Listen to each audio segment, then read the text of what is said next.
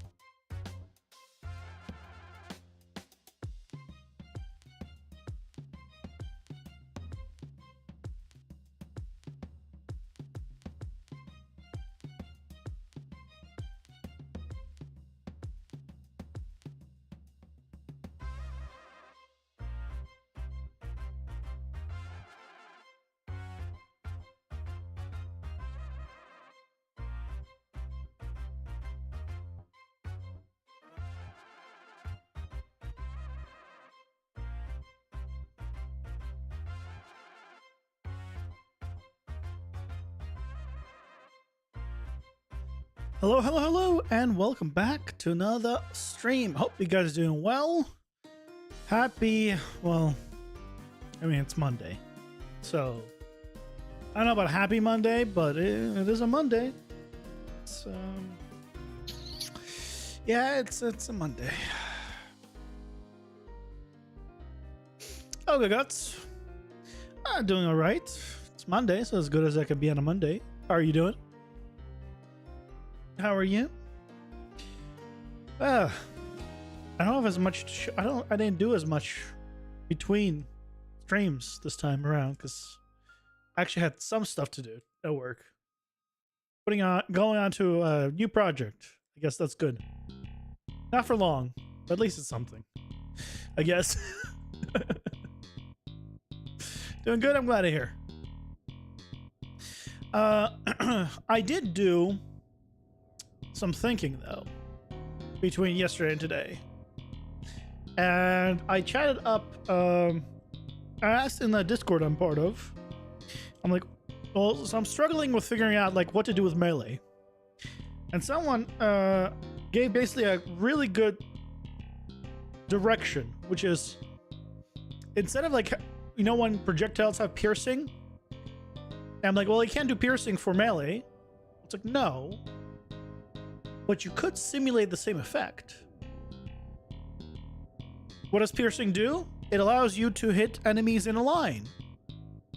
Well, if you have piercing and doing a melee attack, why not just have the melee attack then hit further down as in a line? That's the same effect then. So, I mean, that's not what they said, but that's basically what I'm paraphrasing what I got out of it. So, I changed my power-up system to basically have the power-ups that affect both, and then some power-ups will have a melee version and a ranged version, and both will be on you at the same time. And it'll just depend on what it does based on which attack you're doing. If you're doing a melee attack, it'll do the melee version. If you're doing a ranged attack, it'll do the ranged version. But it'll always do one of them. So, piercing shots, for example, of range, go through enemies. On melee, it just becomes like a long hit. It'll still go through, so if you have enemies lined up in a straight line, it'll just hit multiple. You know, projectiles going through some walls, chance of like a random attack to hit an enemy outside your melee range. So just a little bit different. That one about in terms of simulating it. Homing projectiles. Just teleport to an enemy. Same thing. Projectile gets to the enemy, you get to the enemy. Multi-projectile, increase the amount of projectile spawn. Chance for melee attacks to hit twice, 4 times, or whatever it is. So melee attacks will just chance of them hitting more often. Not more often, more times. So, decrease projectile area spread. Increase melee hit area. I don't know about the decrease part, but like, these are like figuring out. Ricochet, range attacks ricochet from walls. Hitting an enemy near a wall causes AoE damage to all nearby enemies. Yeah. So there's like a melee attack, a melee version and a ranged version. Cleave does projectile AoE. Melee does melee AoE. Airblade is going to be changed completely. Oh, basically. For the projectile version, the projectile shape becomes the blade, and becomes piercing. And that's big, because that blade has a far bigger hitbox than the default projectile. So, yeah, that's actually going to be quite important. And then the melee version, obviously, the melee weapon becomes a projectile weapon with piercing. So it basically does the same thing, but melee attacks now being projectile attacks is also useful. So yeah, some of these need to be a little figured out a little more as we go on. But basically, all power-ups, if they don't work for both, will have a melee version and a ranged version. And then when you get it, no matter which one you're doing, you'll have one of the effects. So there won't be any power-up that does nothing. Like for your build. It'll always do something to improve your build. No matter what you're doing. So, yeah, no more, you know, melee power-ups, range power-ups, shapeshifter power-ups, whatever it is. Doesn't matter. It's always going to be all. So, yeah. That's the new thought process, the new plan. Obviously needs to now set it up and work with all this. Yeah. So, yeah, at one point we'll redo the air blade. That's the main one. And go from there. But today, we're setting up or changing up the experience system that we talked about yesterday. And we're getting ourselves a card room, or an item room, basically, or when you get to it, you can walk over it and pick up a random power-up. And we need to make it a random power-up on start, like when you start in the spawn room specifically. So yeah.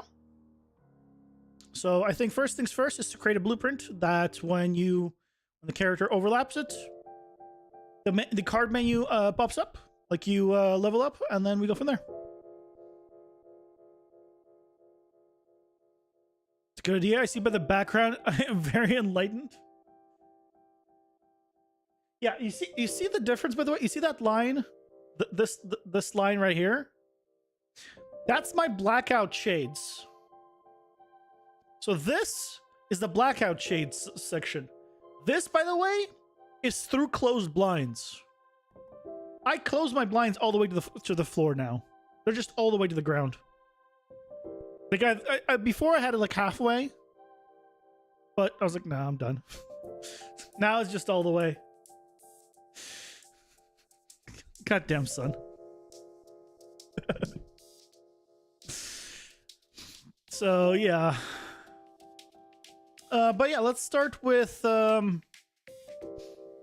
basically we need to start with creating a just some kind of blueprint that when we overlap it, we effectively get the choice of 3 cards, and then we can use that to put it into the spawn rooms, so that way you automatically, start in there. So it should automatically trigger And if it doesn't, then we'll go from there. Yeah. Okay. So and then the new experience version is no experience. So yeah, I'm just detaching the experience. So yeah, in that regard, yes.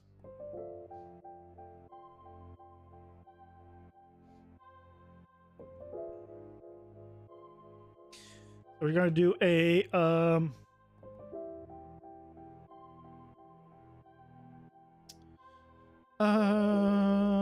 card blueprints. And then here, I'll just make a new blueprint. Actor, this is going to be card selection, or three card selection, something like that. We are going to need an icon. We're going to need some kind of icon. Hold on, let's make an icon real quick. I didn't plan for this, obviously.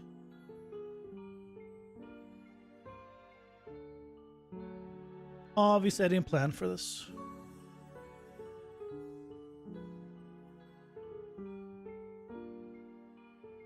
Second.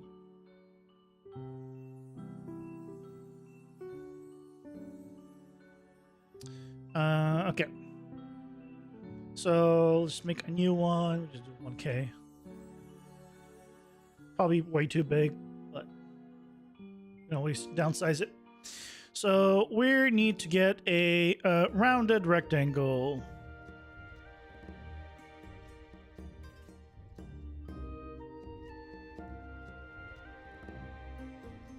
Beautiful.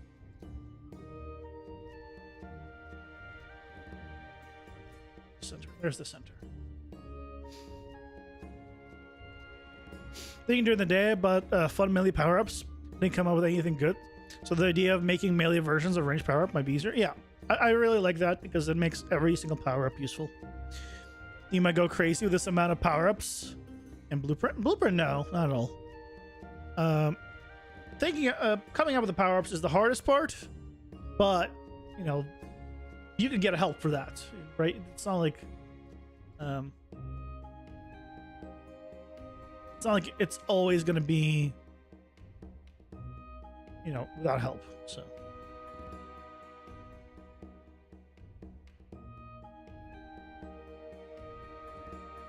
Okay, let me get this. Make this small. This one darker.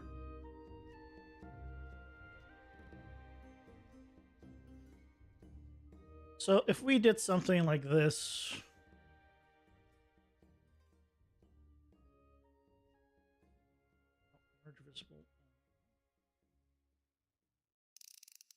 and then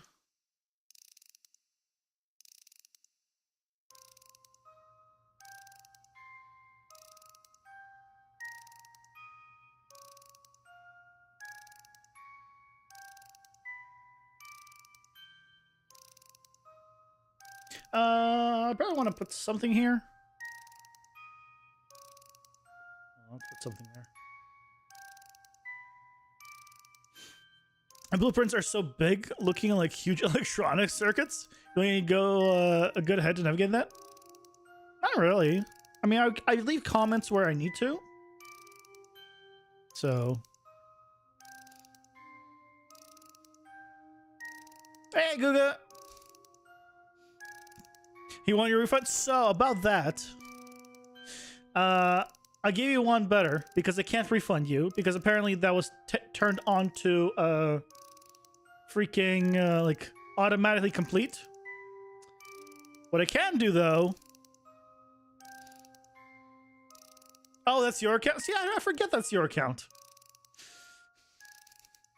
I told you I'd forget. I think you mentioned it before. I mean, you definitely did.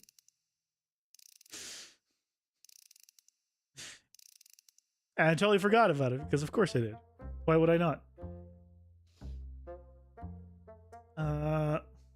But yeah, I can't refund. But if you say something specific, I can play it. And then, ta-da, it'll be the same as, it'll be like it went through.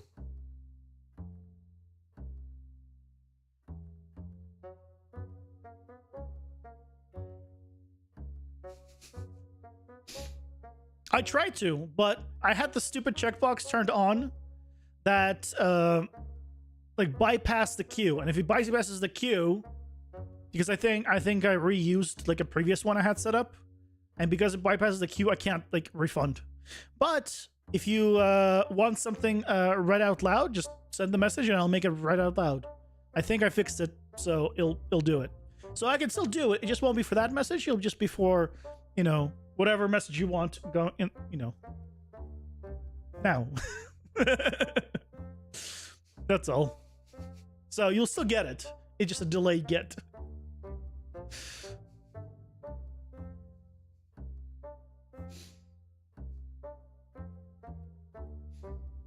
You know, we can here. I mean, here. I'll show you what I can do. See? Let's see if it works.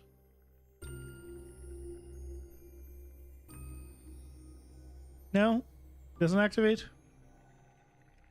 Of course not. Quick a good away says, nah, don't worry. The fun part is to get you by off guard. There it is. There it is. Like that took a while. And now it should also work automatically. So that's good.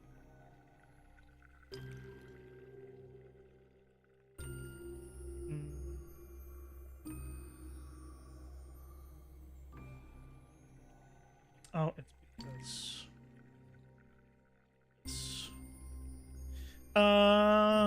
I mean, this is fine.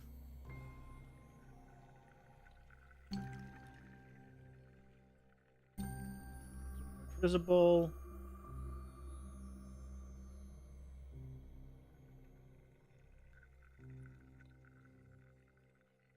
Just do one of these.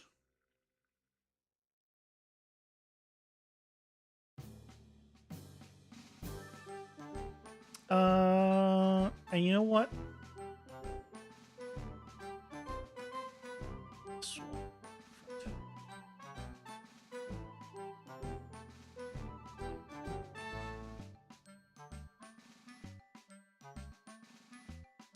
Yep. You farm points again, eventually you'll get it. Me on something funny? Yeah, well, that's the point. That's probably the point of it.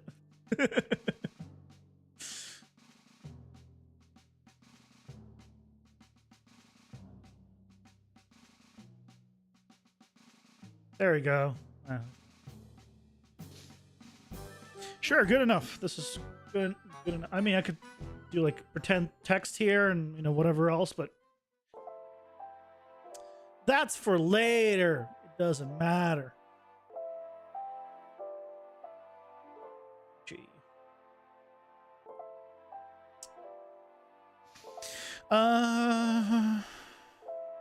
It's not abilities. It is abilities. Cards. 3 card selection.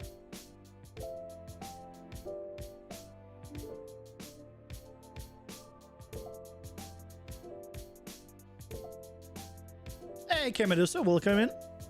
It's been a while since you've been here. Glad to be back. School is really busy this month. Good to have you. I hope you did well at school.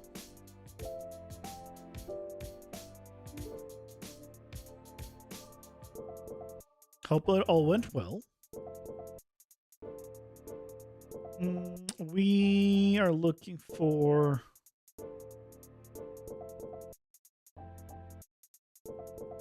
some of these. I guess it's what I'm doing is cards. Because I'm putting all my sprites in here. Because I'm not having it as a mesh, because there's no reason for it to be a mesh. So, yeah, let's just make a new folder and call it parts.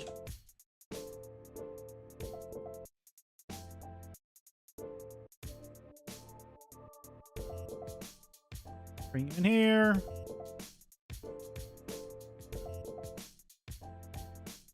Create sprite. It doesn't need to be a sprite, but makes it easier.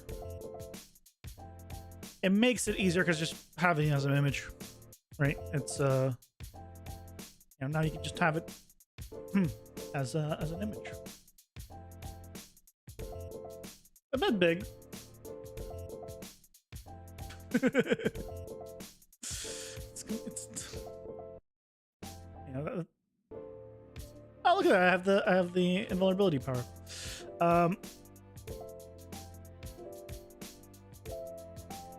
Wait, what is this?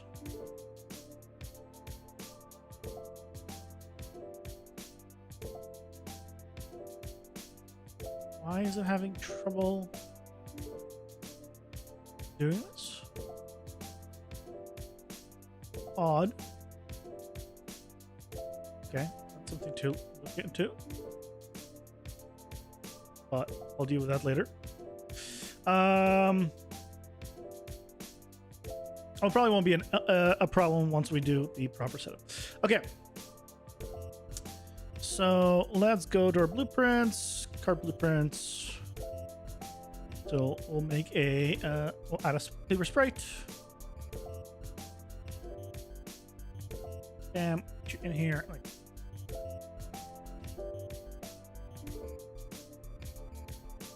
rotate it. And now, there it is. Obviously, I can't like go like walk through it or anything. You know, it should be a more interesting thing.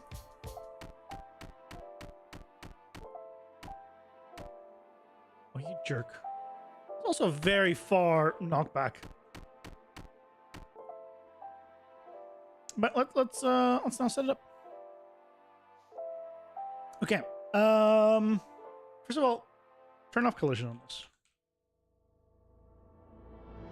No collision. Don't generate overlap events. Can't be stepped on. Oh yeah. So this can character step on. I don't know if you guys played Pal World. Pal World has the you throw the balls. I think it's on those, but you can jump on top of them and you can land on them. They're usually unreal. They just need to just turn this to no and then problem solved. But basically, because it has some kind of like actual collision, like with things, it just needs to say no here, and that's pretty much gets the job they need. I think they just didn't know about it or missed it on the ball. So, yeah. Anyway, we need a probably just a sphere collision. Sphere collision.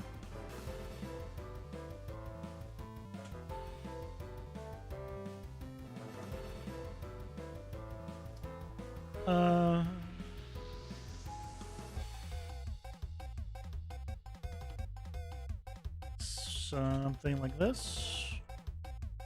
Let's not make it hidden in game. Let's see how big this is. Yeah, this seems like a decent size. This seems like a decent size. Okay, so we need to do custom. We're ignoring everything. And we're going to overlap pawns.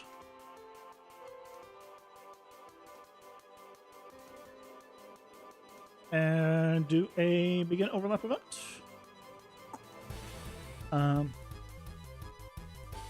Check if it's player controlled. We want to do probably just cast to my character, honestly. we're gonna need to. I think we're gonna need a reference to the character anyway. So yeah. Cast to BP many.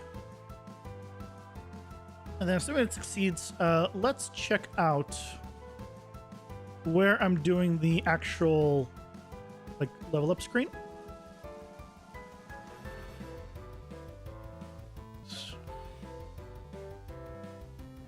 And I think it's actually on my abilities screen.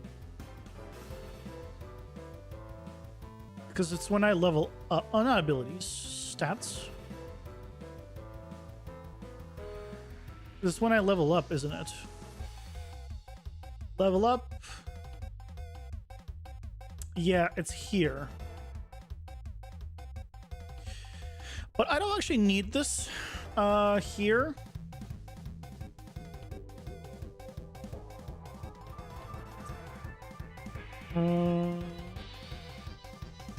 I can put this into its own function.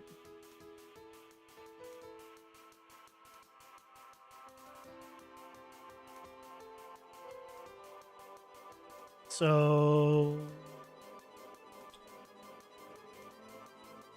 I'll put it under the ability section because it's technically all the card ability stuff is there and it makes sense, I think. So let's make a new function.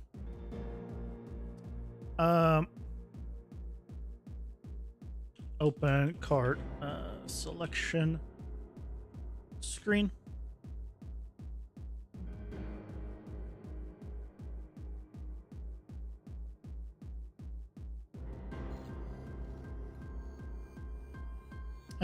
This is being replaced here. We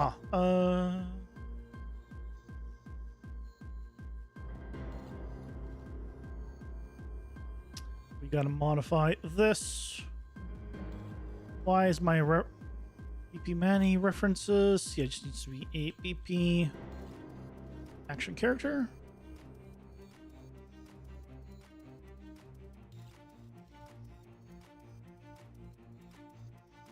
Okay.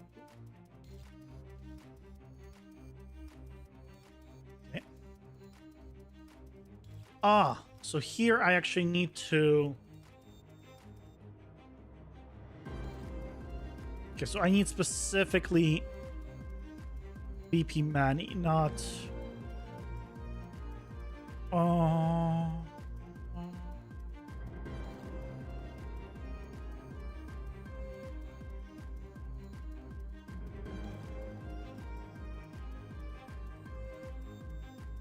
I mean, that's fine.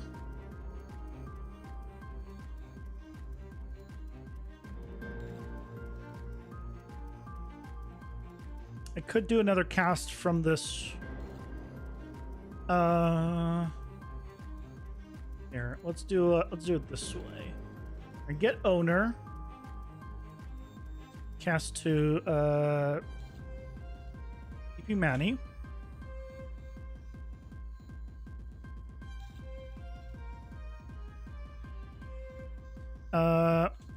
Player reference. And if this fails, so it is not BP Manny, then we cast to the general. And that should take care of that. So for most things, we're gonna need just use this one. Probably. Oh. Also set this one. Otherwise, they'll break things. Set both of them to be this. Otherwise, no player references. Just character references. I think that'll work. Level counter 1. We're setting the ability choice HUD. And if it is valid, we're just doing add to viewport.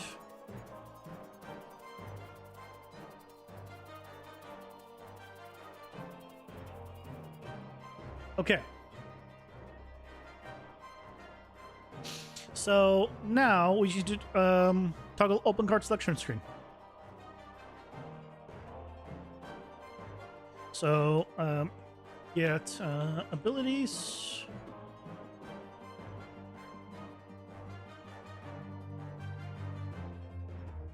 Open card selection screen.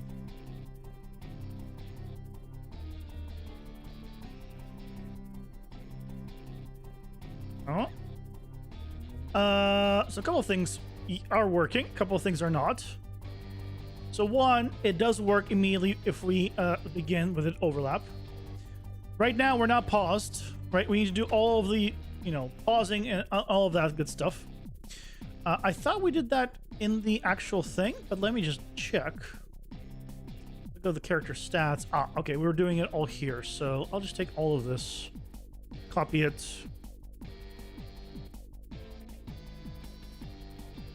Paste it all here.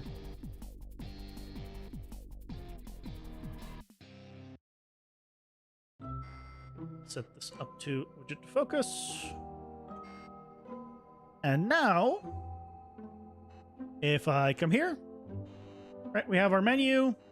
We start with damage boost, which is nice. I get temporary invulnerability. There we go. We have temporary invulnerability. And ta-da! It works. Obviously, we can do this multiple times. We don't want to. Why is it now infinite selections? Dear God. Yeah, we don't want this to have multiple times. So. Ads are here. Nope, ads time. Hello, Rory. Welcome in. Welcome, welcome. Hope you're doing well.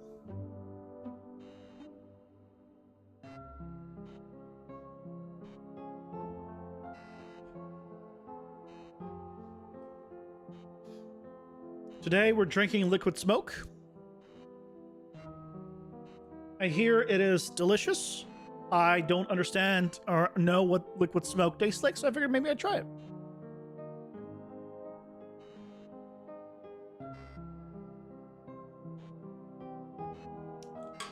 Smoky. I'm doing well, Rory. How are you doing?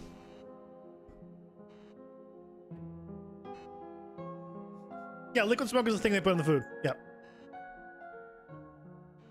To simulate, like, smoked food. Which, I'll be honest, I still don't know what that is, honestly.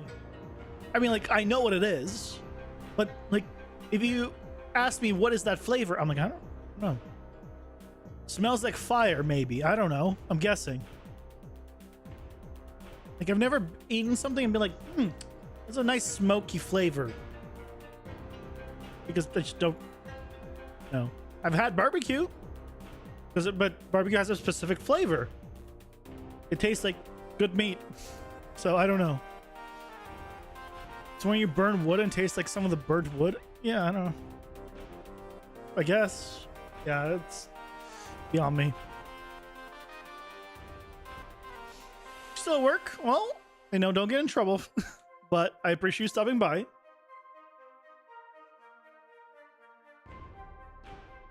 I appreciate it. Okay, ads are done. So when we open the card selection, we also need to destroy this. We need to actually, have it not spawn more. So, bam. Projectile armor, and it's gone. We can't get any more. Awesome. This is totally not balanced yet. I can't shoot for shit. In fact, the fact that I can't, it's hard to aim melee, it's kind of good because this point of this is ranged, I guess. You're the boss and no trouble. Oh no, lucky you. Never. Then you're good. It's good to be the boss. It's not from like a movie or something. Like, it's not the good. It's good to be the king. I don't know where I know that reference from somewhere. Oh, It's from an old movie that I absolutely loved, that I watched when I was a kid. History of the World Part 2. History of the World Part 2. It's good to be king. It's good to be the king. Oh man, that's such a good movie. I don't watch movies pretty much ever. But, like, that's a movie I saw with my dad, like, as a kid. And it was fantastic. It's like History of the World Part 2. Or was it Part 1? History of the World... Part 1, sorry. Is it Part 1? Yeah. Because, and I think Part 2... Yeah, Part 2 was never a thing. That was the joke. It's History of the World Part 1. Part 2 was never a thing. They made a Part 2 TV series, apparently. But there's no Part 2. Yeah. Highly recommend. A great comedy if you enjoy the kind of stuff. But let's see if this works. Just if we start with this. Yeah, if we just hit play, we immediately get it. Ooh, I don't like the fact that 1981. I feel old. Look, it's before my time. Okay. My dad is the one who introduced it to me.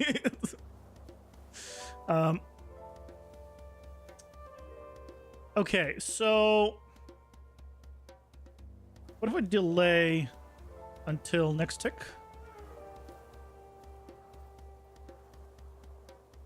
There we go. So now our camera is the correct camera. And without it, it doesn't have a chance to realize, yeah, see, the camera is the wrong one. Because the character hasn't fully loaded in, and with it, we get the correct one. Fantastic. You're only 28, you're way too young to know that. Look.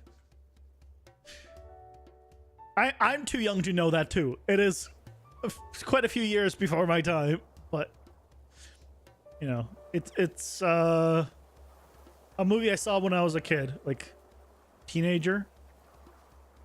Because my dad saw it somewhere, and he was like, "Watch this." And I think I've seen it like multiple times now. It's just a good, silly movie. Okay, so this works now.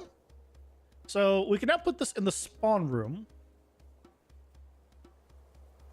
but I'll do it the dungeon architect way, which is put it here.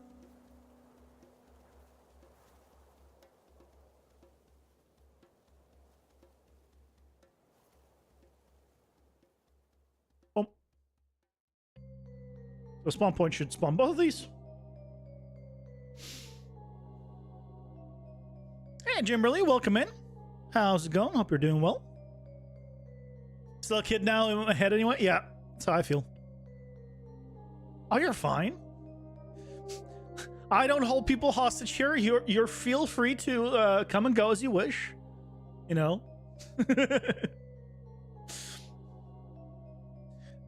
No one's held hostage here yet. I might, you know, hold someone hostage later, but maybe. Okay, let's see if the dungeon now works. Bam.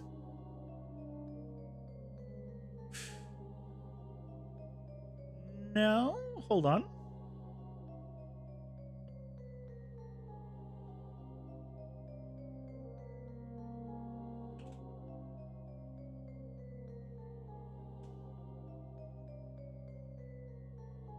It didn't spawn. Well, I mean, I know it didn't spawn because I don't see it on the ground. Why? Where's the...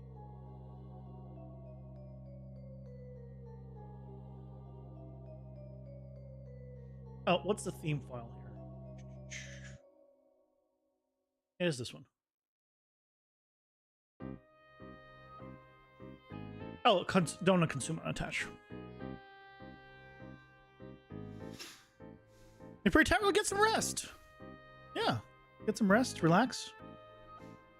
People say youth is a state of mind. I agree 100%. I'm 60-year-old inside. Maybe you should stop smoking all those cigarettes if you want to feel younger on the inside. Bam! Look at that. Load it in immediately. Option. So now we can choose whatever we want and then continue. Yeah, and if I just start it again, now new one. Option. Okay. So starting out, we can pick the one we want, which means we can go ahead and kill the getting of the random power up on start. We don't need that anymore. Honestly, I'm gonna kill the random weapon on start too, because we're just gonna test melee anyway. You quit ages ago. Good night, Jimmerly. Thank you so much for stopping by.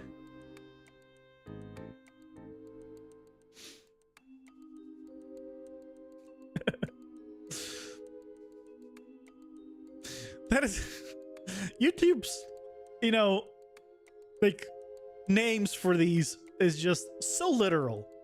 Face blue, wide eyes. I mean, yes, it is blue. It is a face. It has wide eyes. It is very literal description. I feel like their emotes should be like expressions or emotions, or like what is it representing? No. Hold on, out of curiosity, is it if I search for face, can I do face red? I can do no.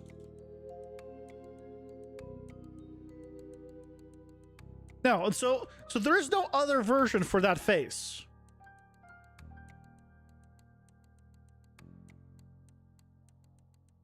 Oh no, there is. There's face purple wide eyes, face orange wide eyes, face fuchsia wide eyes, but they're all different faces. Okay? Hold on.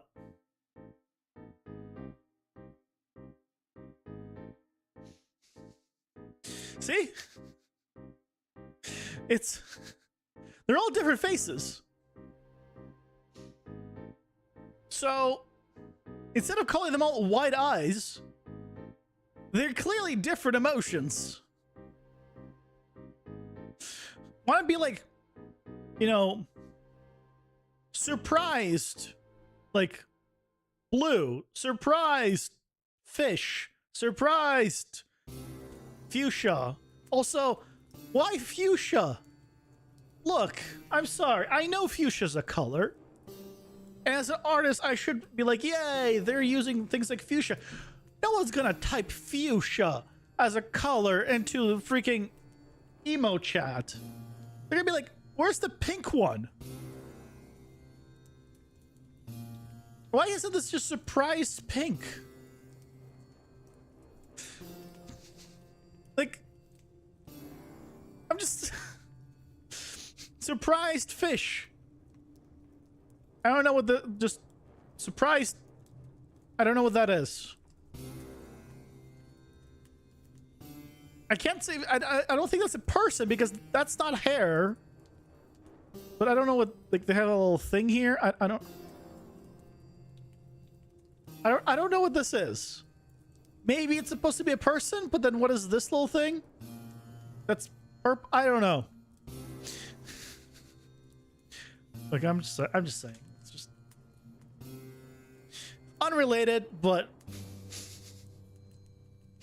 whatever. He was indie company with low resources. Surely they couldn't have done something better than this. Take it easy, bro. Yeah, I know. I think that the biggest thing just YouTube needs, well, not the biggest. One of the things YouTube needs for live streaming is the emo culture. And it doesn't have emo culture because they don't have an API. So really the biggest thing YouTube streaming needs is access to an API like Twitch's. And not the restrictive one that it currently has where people can't do anything.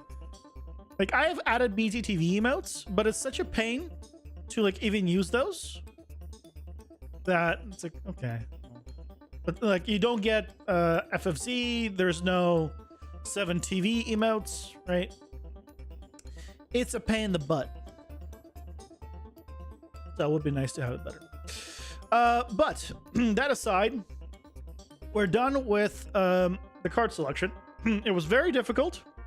Somehow we got it. You know, no cards in selection. I pick Dome Shield, and now we start with Dome Shield, and ta-da, it's there. And now we block from all sides. All handy dandy.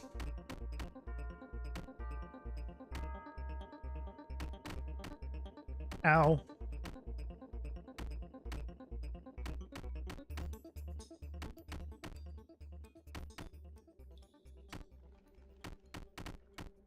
I can't see through you, jerk.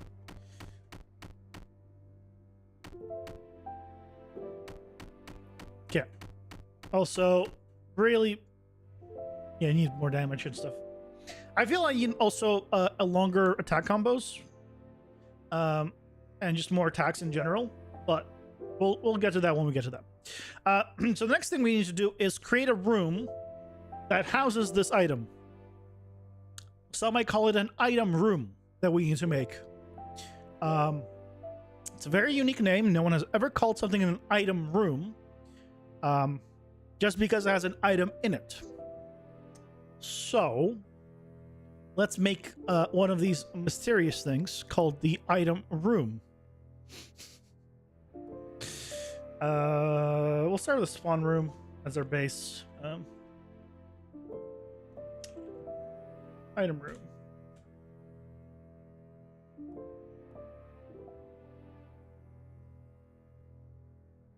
We'll have a little pedestal on here, and look at that. It's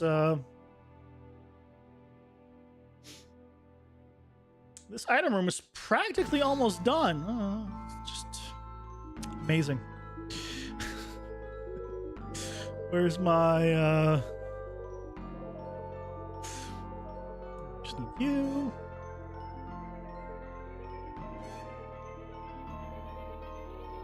Oh, I need. Hold on. No, this needs to be done a little differently, because we always wanted to spawn in a specific way. I'm never going to use this enemies thing, but just in case we do.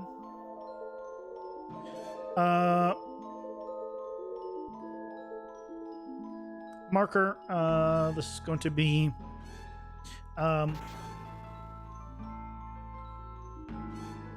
card selection.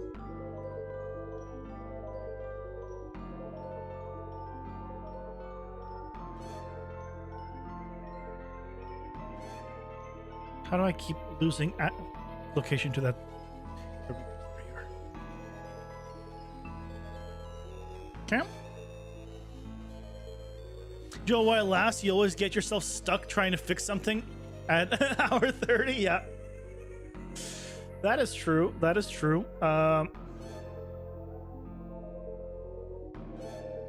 So we'll see how this works. Oh, you know, I need to make sure the...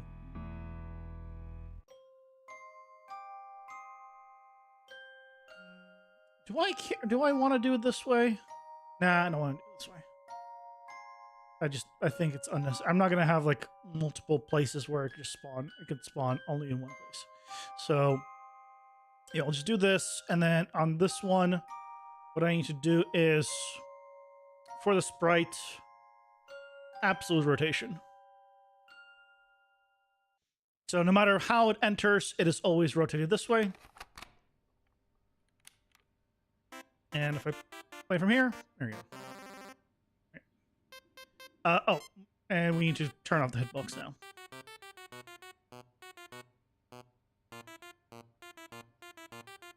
So now... Alright, so now we have this, and if I come here... Damn. Amazing! Complicated! Advanced! Magic! Yeah. But now we want to spawn that item room. So let's go to our module.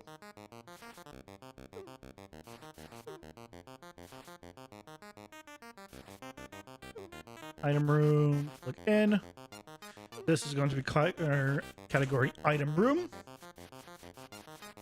Very advanced name. And now let's modify the graph. So it's going to create the paths. Then it's going to create another path. This is going to be item room. It is going to be 1 length. Item room. It is going to start from branch 2.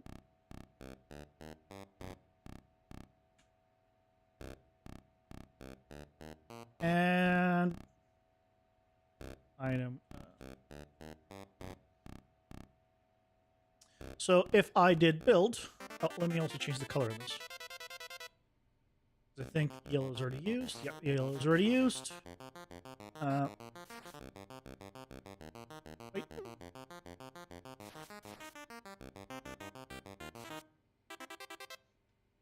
Oh, and I also need to go to here. Build. Okay. So this guy right here is the item room in this scenario. Build again. Item room. Item room. Right. So theoretically, we can already test this.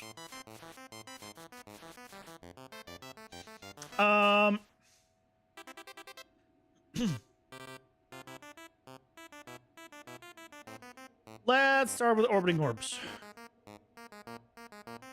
Oh, you know what else I need to do? I need to put that icon in. So we come here. We have the overlay icons, right? Is there one of them an item? No. Can I just navigate to these guys? Which one of these looks... I guess shop. We can use for now. Chest. Maybe a chest.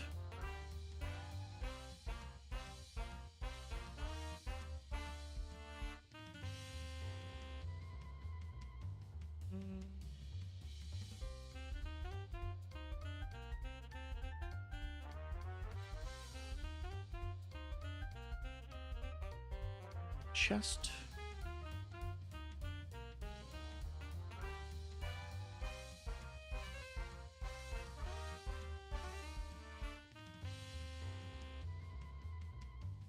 The only 2 icons with the name shop. Yeah. But it's not a shop, and I might have shops. So that's why I'm like, I don't really want to have put it as a shop. So I'll probably just put it as the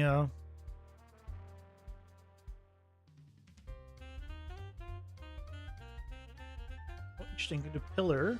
There's pillar shapes in here. Teleport. I'm just trying to see what other icons there are here. Keys. Yeah, let's do chest hand draw. We want to put it on the map. So if I was to spawn right now, let's see if we can spawn next to the boss. Can we spawn where we just see the boss, like nearby? This is probably going to be difficult. No. So the boss room specifically, the way it's where it's set up, it automatically has that like icon that makes it look like a boss room specifically. I didn't set that up. That is automatic.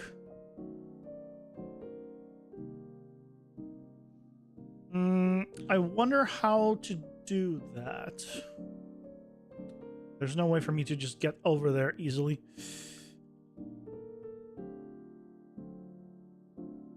Okay, what we can do... Let's open up the map.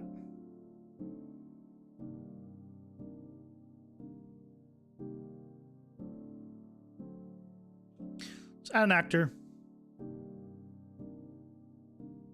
And then add a... Is it a room shape texture?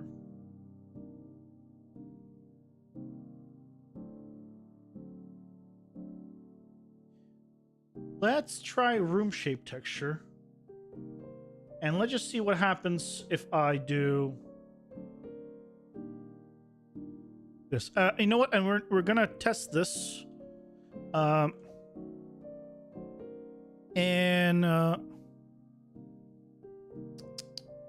In the spawn room, so we can actually see what's going on. We haven't tried playing around with this one yet.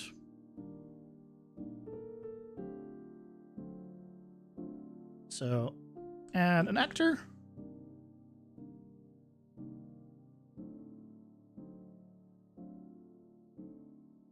And let's, let's pick something that has a chance of appearing. We can go actually here.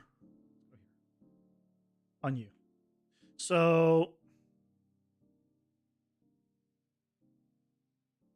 is this going to just appear if we play? How does this work? Let's find out. I don't see it in the minimap, and I don't see it in game.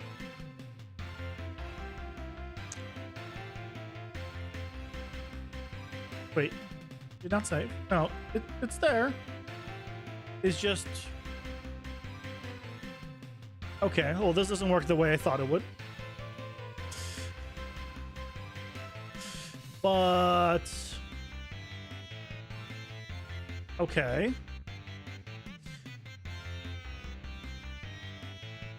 How does one, in that case...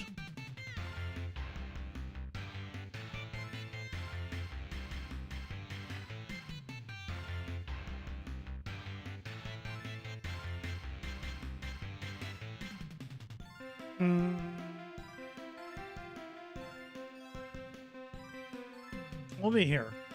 I know I'm checking here. Okay, well, some things need to be figured out, but what we can do for now is if we go to the item room, we don't care about this. You can have this item just appear on the map with a specific icon by adding a Canva tracked object. Even though it's probably not the best way of doing it. The icon name is, I believe, treasure.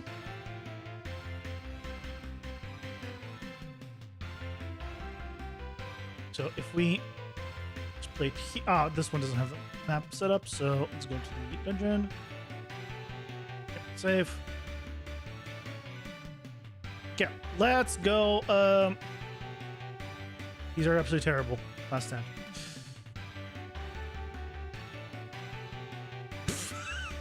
I just fell in the... Okay.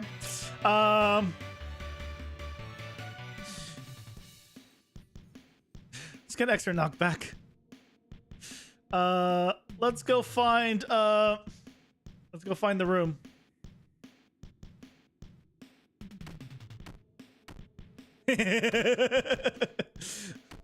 Knock back up, ladies and gentlemen.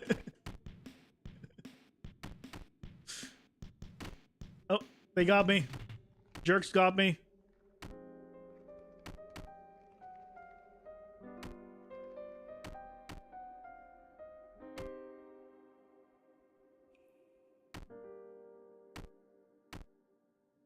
Okay.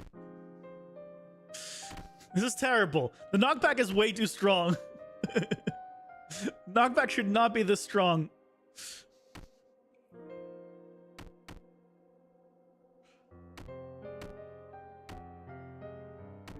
It should not be this strong. This is such a pain in the butt. Okay, I can't. We need to tweak that. Okay, here, let's go with airplane. Is there? Do we see the ability room anywhere here? No. Yeah. For now, let's just have a little bit of a damage boost, effectively.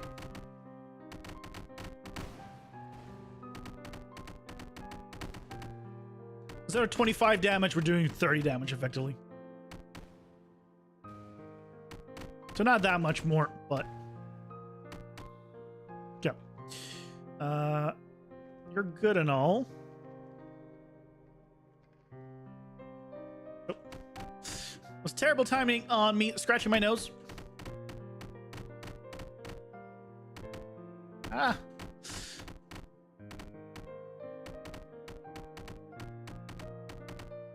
Aha, got you. Scratch my nose. Okay, where's the room? I'm almost dead. I just want to see the room.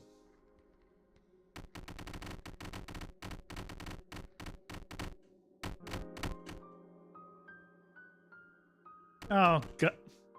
No, this is not going to go well.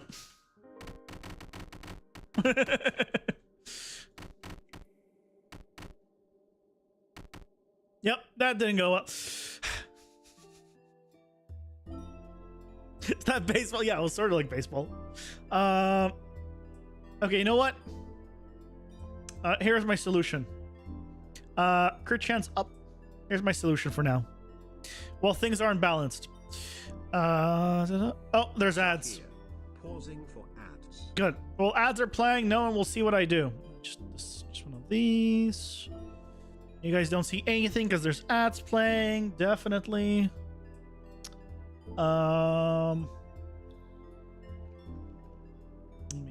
These. Yeah, one of those.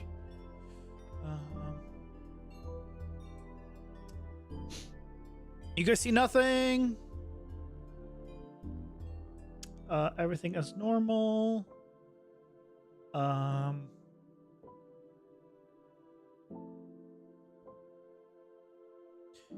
Just don't worry about it.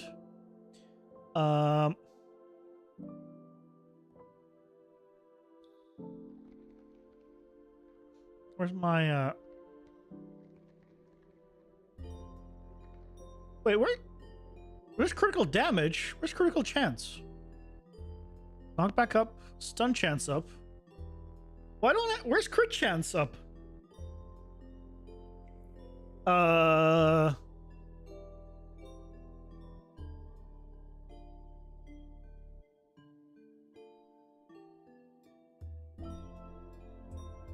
Wait, what happened to crit chance up?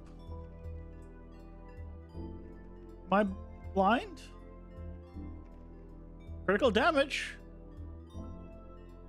Okay, we gotta see what happened to critical chance after this.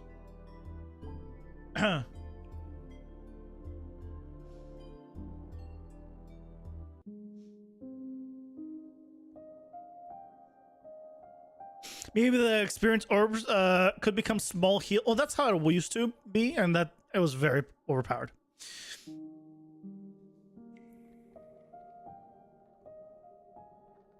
Did you get on a shop and skipped? Wait, what?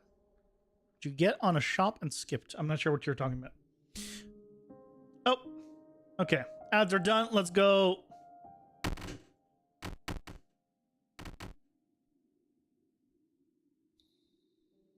The power up not finding?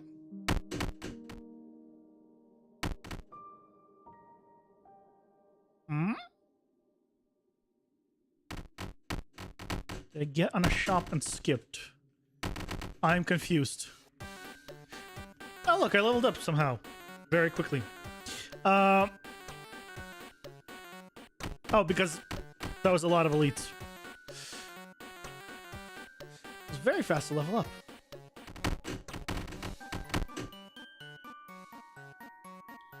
Okay. Where's the shop? I mean, where's the item room? You got me saying shop because you said shop.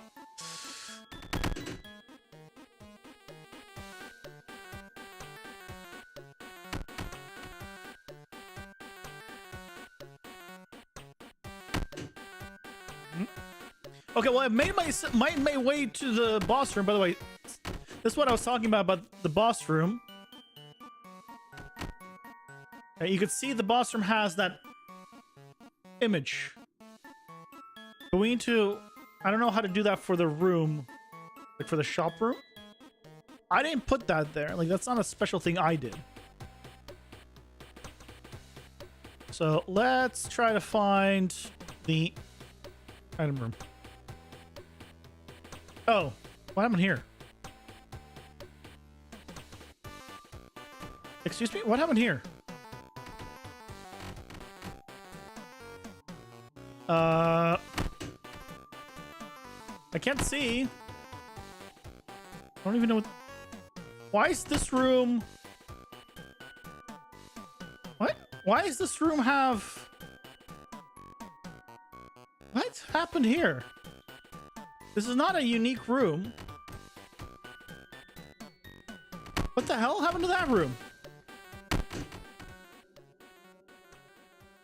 What the hell? I like more health. That room is this room. It's the same room. Why is that room's walls not invisible?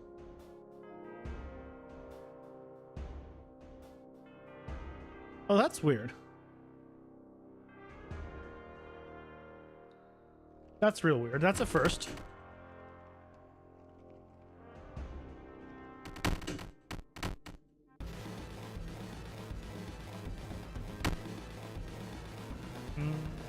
Where's the...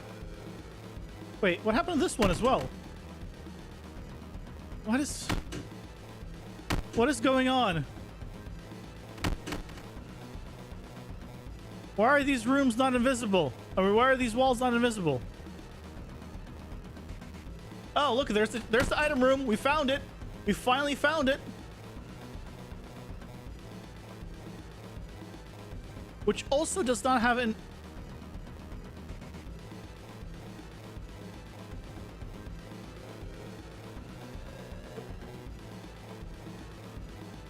Also, I can't jump. Okay, something real weird is going on.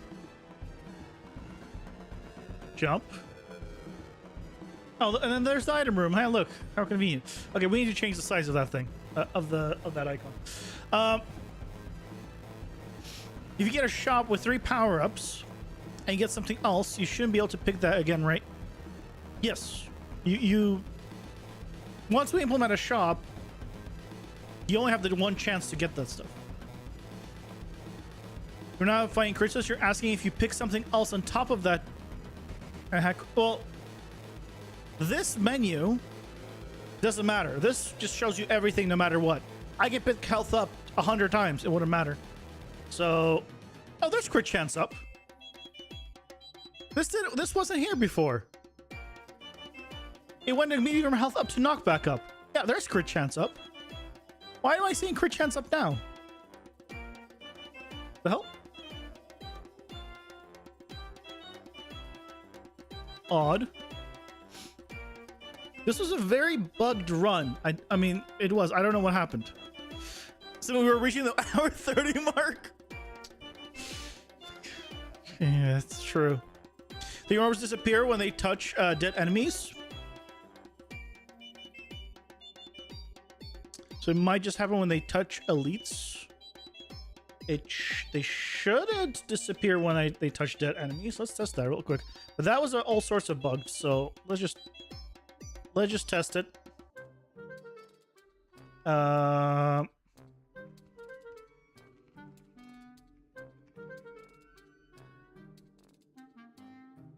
let's test it.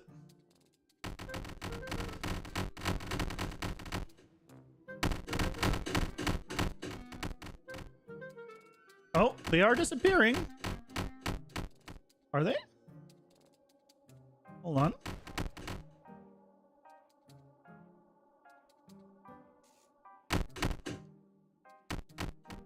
Okay. So they're not disappearing on this guy. They're not disappearing here or here. They're disappearing on something here. So what I think is happening is some of these guys just aren't... Their hitbox is just not... Show collision.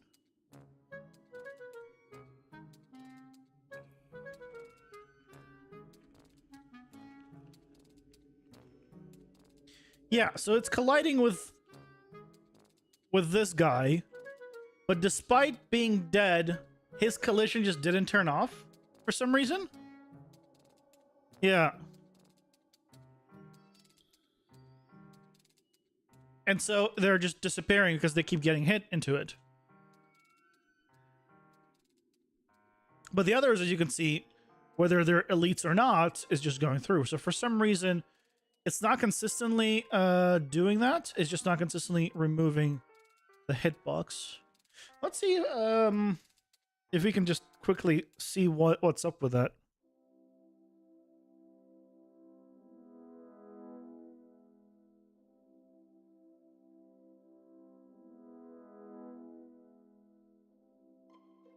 Okay, so it's on the main.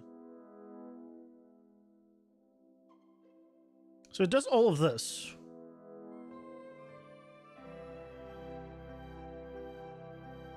Oh, I think I know why. Well, let me put all this in a function.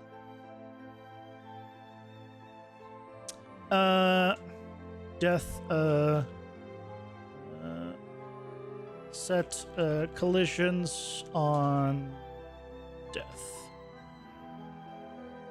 Because if they were jumping, so many things open.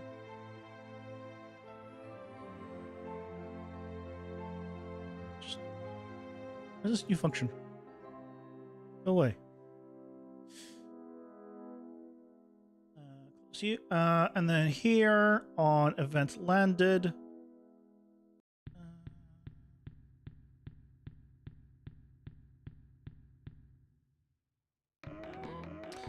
Event landed. There it is. Yeah, so I'm not doing like all of the responses. I'm just doing these two.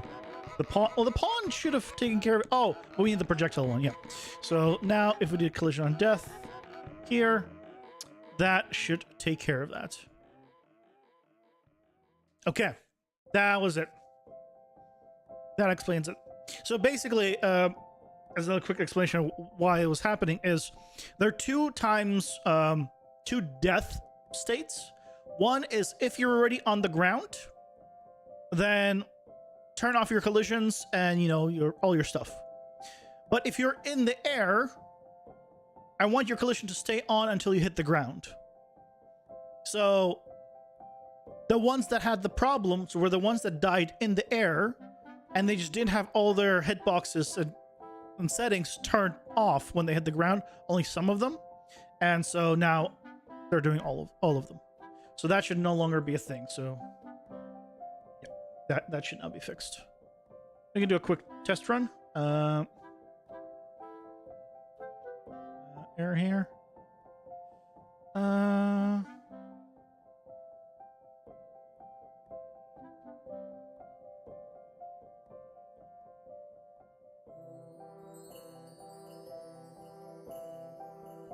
Get rid of range attack. What is this? Try range attack. Is it not working?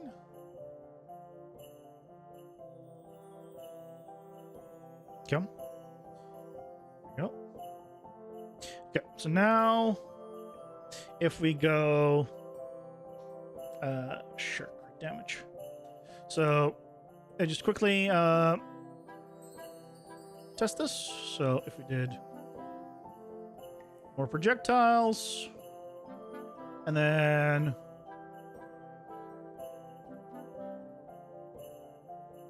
orbiting orbs. Right. So we have this. Great.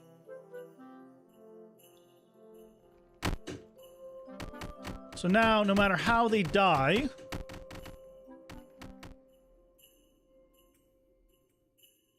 Yeah, it should no longer go through them. So if we... Ooh, this... this icon, this is showing down. This is showing up. So this down versus up arrow, we're going to change. Because it's not actually updating properly. Okay, he's dead. But yeah, so now, yeah, there's no issues with any of them, which is great. Yay. Why am I... When I dash, I slightly move up.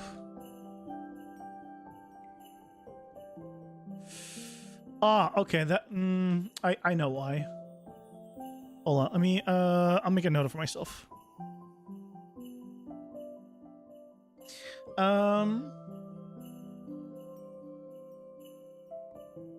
under here. Dash, slightly, jumps up on flat ground. As a thing for me to do. ED collect is valid on the animation message. Oh, did I not? Did I not connect it?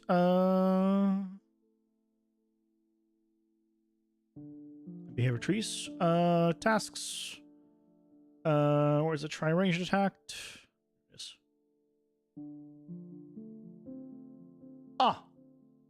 Good. Nice. You're right. Thank you for catching that. Yep. Now we're good. Now we're good. Also, I can, while I'm here, I can do change this to check hashtag.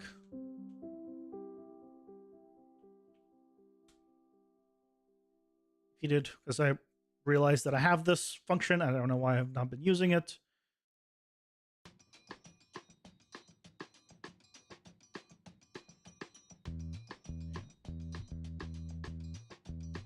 Yeah. Cool.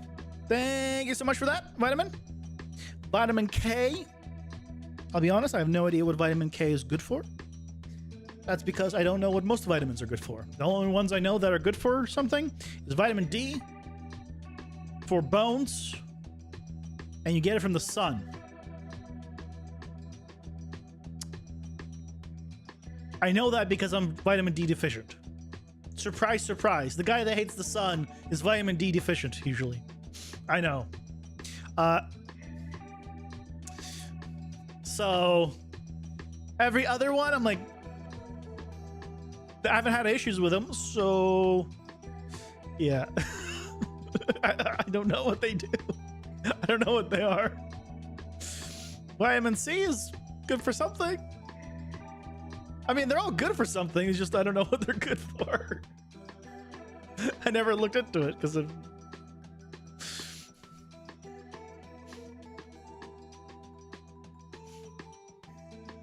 Where we live, we most are. It's kind of BS, those vitamin D. What do you mean? What do you mean they're BS? Oh. Excuse me? I pressed...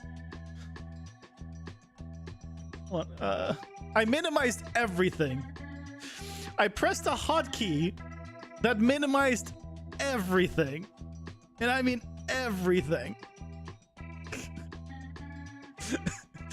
I actually pressed Windows instead of Control. And that's... Why is that a thing?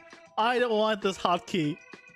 That is a terrible hotkey to press by accident. Holy crap. Yeah, instead of pressing Control F, I pressed Windows D because I fat fingered. Okay, well, only opening this stuff isn't the hardest, but colon key. Windows 11, disable Windows D.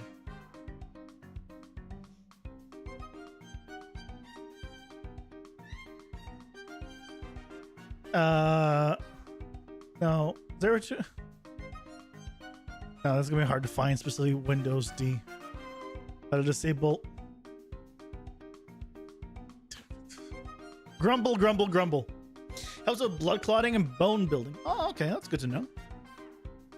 I mean, I say that, but trust me, I will forget in about 10 minutes. Because that's just how I am. I'm terrible. I'm so bad at that stuff. Most of the potion have low vitamin D, but it doesn't mean much. Almost like the body got used to it. Yeah, I mean, in this day and age, most people, I imagine, unless they are outside a lot, are vitamin D deficient. Because most of our day is just spent indoors. If you're one of the people that works outside or does a lot of things outside, then you probably have enough vitamin D naturally. Otherwise, yeah, most likely you're vitamin D deficient.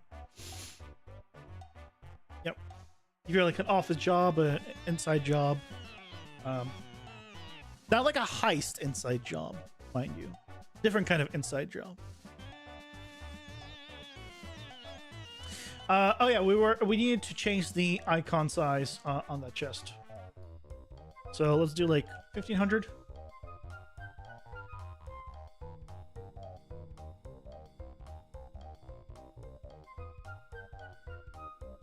I need to.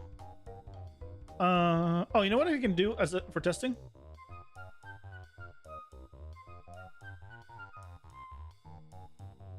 We can go to here. Here. Here.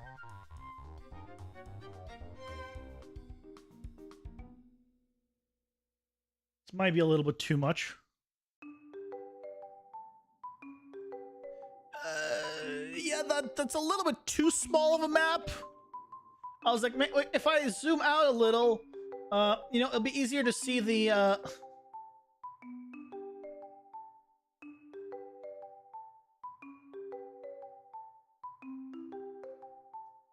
let's do this.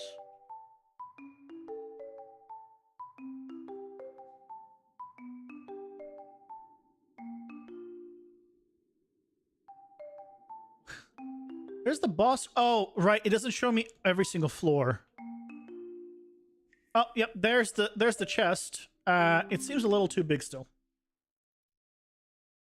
This is a terrible, terrible test.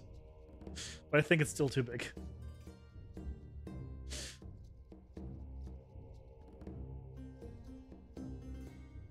Let's do like 1250.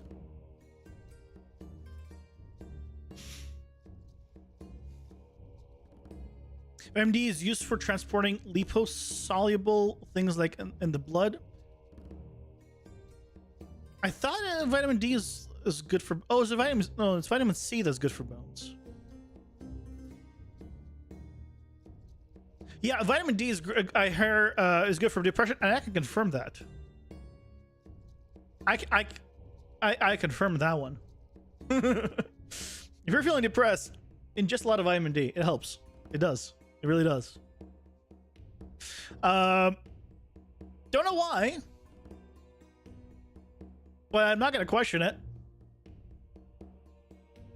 Like, don't start taking it like, you know, like in handfuls. But like, if you're if you're, you know, feeling down, just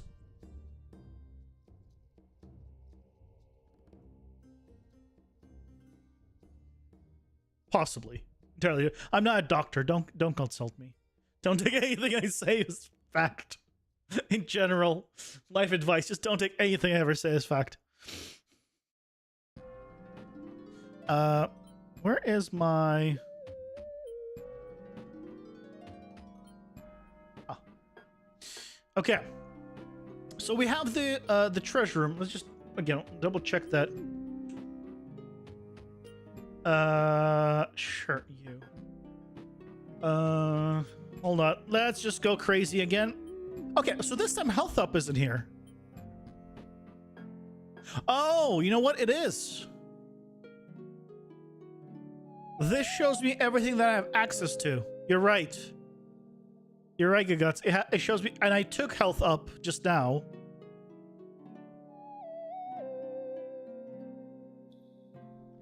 Oh, no, I didn't. No, I didn't. I took temporary invulnerability. Why is health up not there? Why is health up not there? I'm confused. I'm not in danger.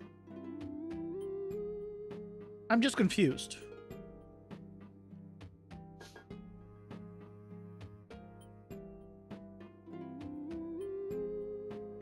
Okay, well, let's go find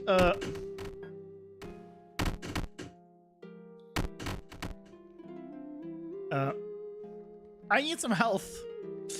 Give me some armor, some melee armor, some projectile armor. 1 hour 27 minutes. Crap.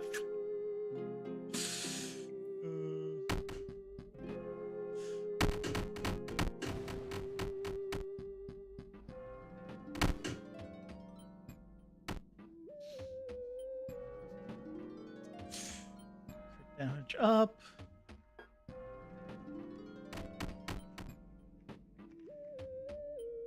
Looking for... Where is...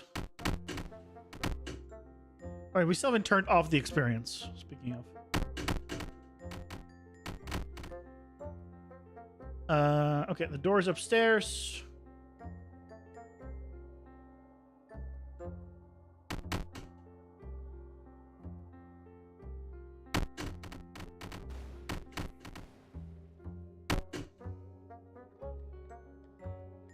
Where is the item room? Item room, item room. Already have these. It's not gonna help me.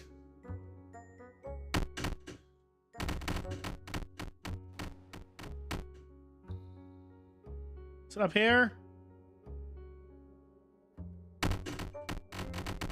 Give me the item room.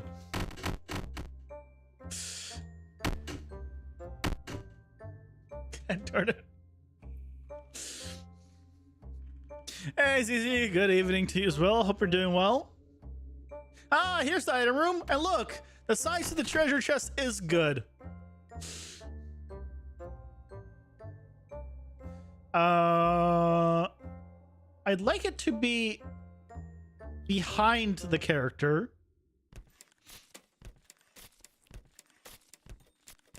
Ideally.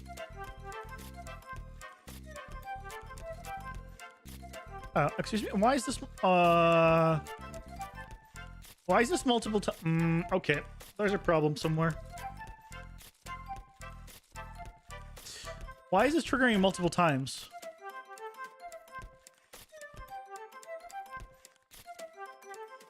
Okay, we're just easy solution. Do it once. Yeah, look, problem solved. Now I'll do it only once. I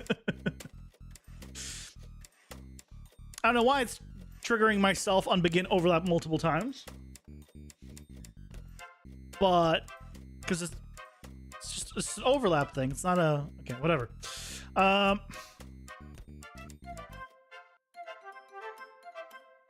Maybe if somehow... Yeah, I don't know. Because it did this. If it opens this... Then it should do this, but it doesn't. Because, yeah, but it does the open card selection screen, so it does this. So if it did this, it should then also do this. And either way, this should have only triggered once because I only entered it once. So because the first time we did this, like when we start the game, we like it triggers once. So this is needed for the start of the game. Yeah, it somehow proc multiple times in one hit, in one tick. I'm not sure why, but whatever. Easy solution, do once, problem solved. Yeah, the reason we have this delay until next tick is if I don't have this, just so you see. Oh. This is not a problem in this map, but it is a problem in our testing map. if I put this on top of myself. Yes, on my testing map, I needed it because I came into this camera view. But I guess this is not an issue in the dungeon map because I already have the delay of the dungeon. So, okay. Well, in that case, I'll just remove that. And I'll just make a note for myself that, okay, it just, on this testing map, that's how it is. You can also disable collision and overlap. There's a few ways to do it, yeah. The do once just does the job, so whatever. Seems like an easier solution because it just destroys itself right after. That's the thing, right? It just destroys itself, so it's only meant to be like a one-off. Okay, so we have the item room. We have that. So we need to now turn off the experience system. So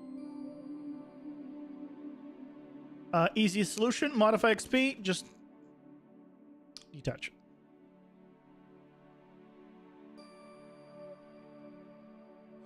Disabled.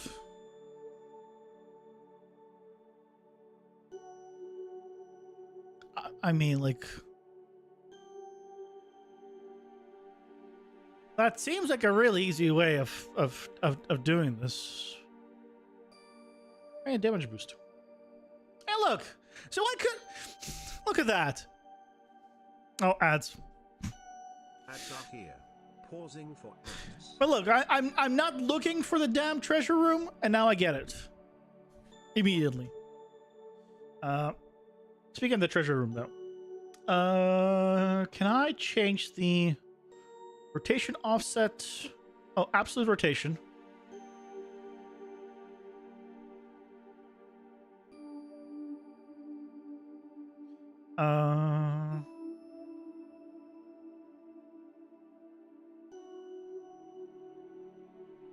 Let's just have this be white, or whatever it is.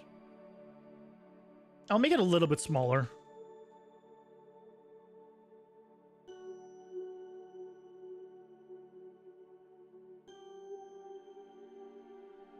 Oh snap! You've got proc gen levels. I don't know what you mean. Oh, you do? I have procedural generated levels. I have procedurally assembled levels. The levels inside of them are manually created. I create each level, but the levels are manual. They're just assembled procedurally. Yes. Which is why when I start a level here, it looks different every time.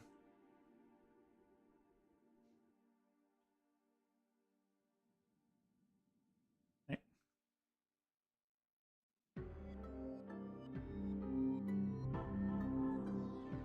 I missed. I missed.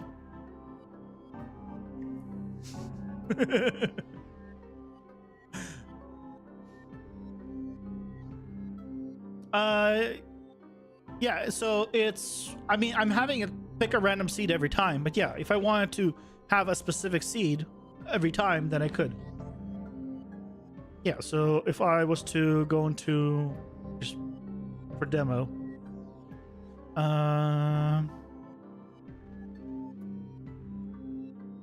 I don't need that anymore. All right, I just have the seed here. So if I wanted a specific seed, I could just do this. And then put whatever seed I want in there. And now, right, see how this is formed here? Same exact one. Same exact one, right? So, but I just have it pick a random seed in what, a million or something. So yeah, so every single run is going to be different. And the nice thing is, because of the way we've set it up, right, is we can jump as long as the doors are open. We can jump between levels. So if I get like, let's get one that has like a lot of verticality. Just for here we go. Right, Right, so there's stuff below. Like, you can see all the way down there. I could go through this door, but we've made it so I could just, you know, do that and just bypass a lot of it. The bosses, so you start at the top and you always are moving downwards. So in that regard, if you wanted to, right, you could always just pass through an area. Now, the item room, oh, speaking of which, here's the item room. How convenient. So once you get that, so doors are unlocked, so I can do this. Why can't I jump? Why can't I no longer jump?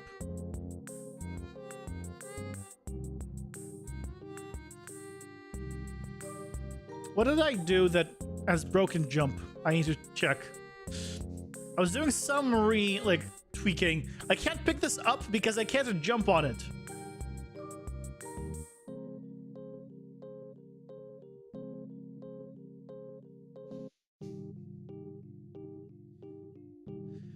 Okay, hold on. A couple of things. Item room does not need the mob spawner at all. We can just remove that.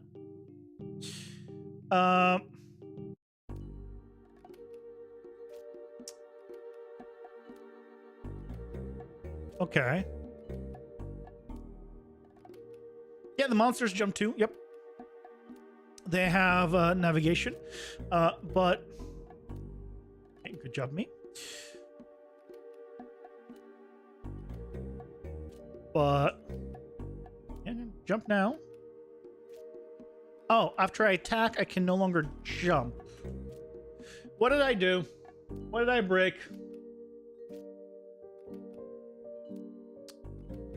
Why can I no longer jump after attacking?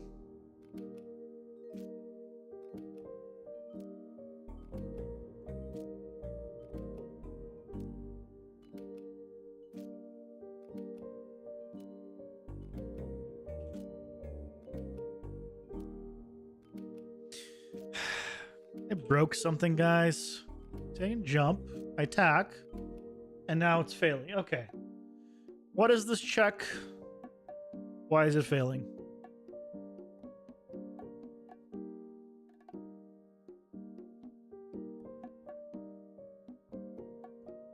That's all correct.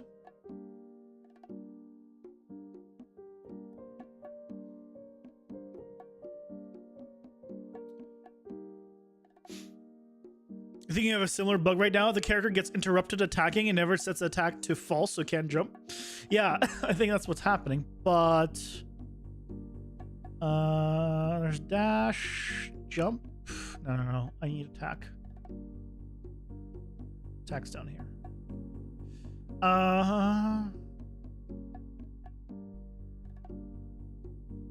This should only overgo to here.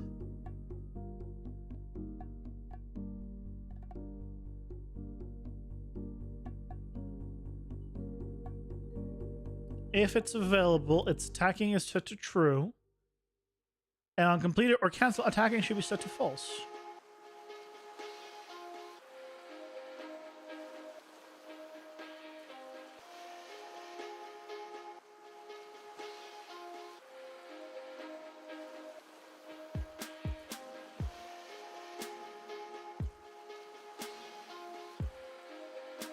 Well, here's the thing. I wouldn't be able to attack if it was false. Yeah, it triggered it, so why can't I... It is definitely triggering it. Because I wouldn't be able to attack then, if it didn't. Because you can't attack mid-attack.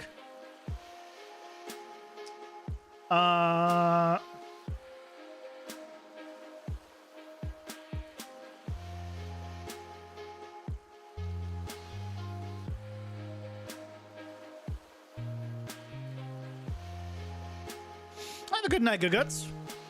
Thanks so much for stopping by. Hope you get a good night's rest. Let's see what is exactly it failing on.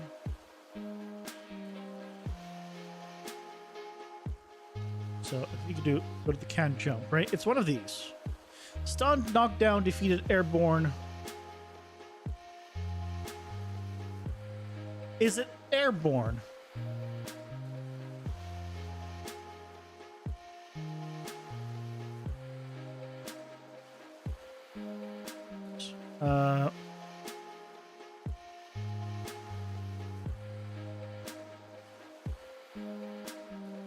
Well, no, it shouldn't be airborne because it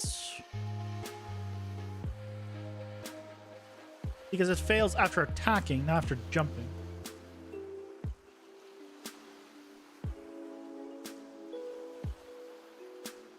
Yeah. Now I can't jump. What are the checks we're doing? Ability, attack, block, jump, roll.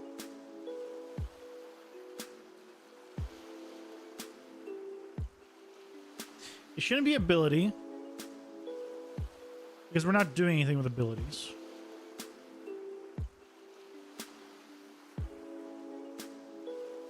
You attack.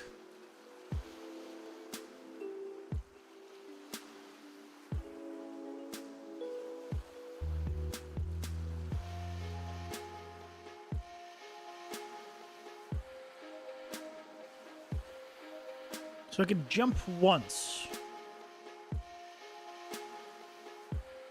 Wait, if I can jump once, did I accidentally not reset my jump? I think that's what's going on. Because I cleaned up some stuff. I think I'm not resetting the jump anymore. It's false. If I do this, it's true. Yeah, it never goes back to false. That's what it is. Okay. So let's just find where it is that I'm supposed to be resetting my jump and fix that. So here, I'm adding the gameplay tag jump. Adding gameplay tag jump.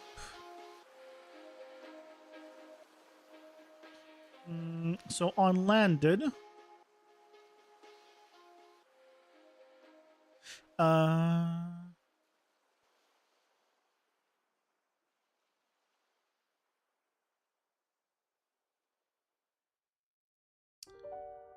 Where's on landed? Play on landed. So removing airborne. Oh, I have airborne here twice. Well, there's the problem. One of these is supposed to be jump.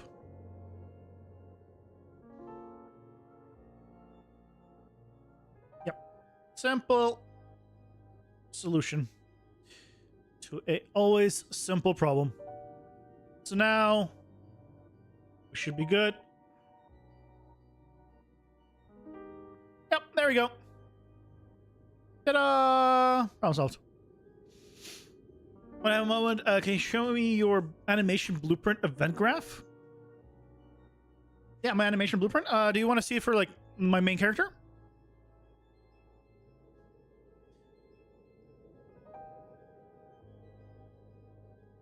I assume you want to see it for my main character.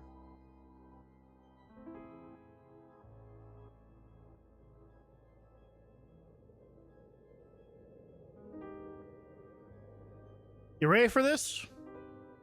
There it is. Okay. I'm glad we saw this animation graph. I'm sure you don't need to see inside of anything.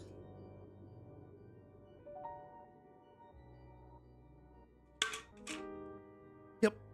It's nice, clean. Why does it open up a new tab? Like, these are duplicate tabs. Why is it doing this?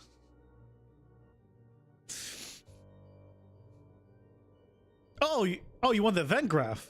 That's not even what I was thinking. Here's my event graph. Oh, here. I don't need this is old. Here's my event graph.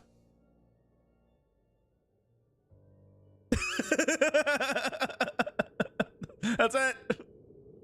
Yeah, I'm using Paper Z. These are sprites. So this is my event graph. Sorry, I guess. Yeah, mine's a little bit clean. And yeah, I just get a reference to the character that it's part of. And I could probably do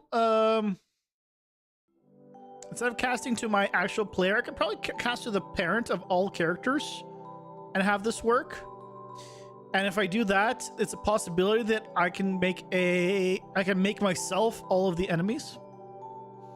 How to handle animation events with this.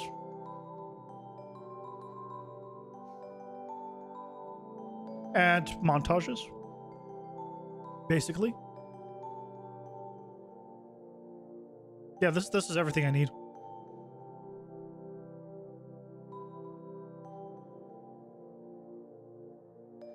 Yep. This is my animation graph. It's very advanced.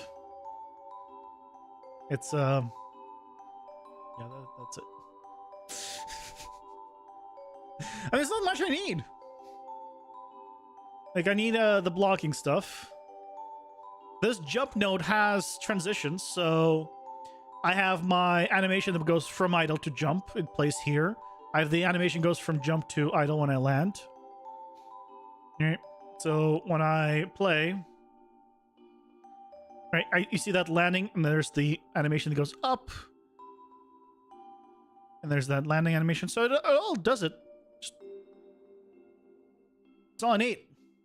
I mean, keep in mind that even if you're not using Paper ZD, you can have transition animations, I'm pretty sure. I don't think transitional animations are a Paper ZD thing. But maybe they are. Maybe they are. I mean, if they are, then you just need this would be just another graph. Another jump node. Or another, sorry, animation state. You just have an animation state, like, right? You just go here into like the starting of the jump and then into the jump. But I just use transitional animations. Those no one just blend the states. But yeah, for sprites, there's no blending because you're either playing this one animation or you're not. You can't blend, right? You can't blend. So in this regard, it's yeah, entirely like on or off, and so that's why you can play. Effectively, what this does is plays an animation, and then as soon as the animation ends, it plays the next one. Plays whatever's here. So it's a very easy way of doing that. Very convenient. Yeah, this is my animation blueprint. And then right here's the override, and then this is the part that does the adirectional setup. And this I get from my input. The enemies have a different version for this. Obviously, they don't have keyboard input or, you know, gamepad input.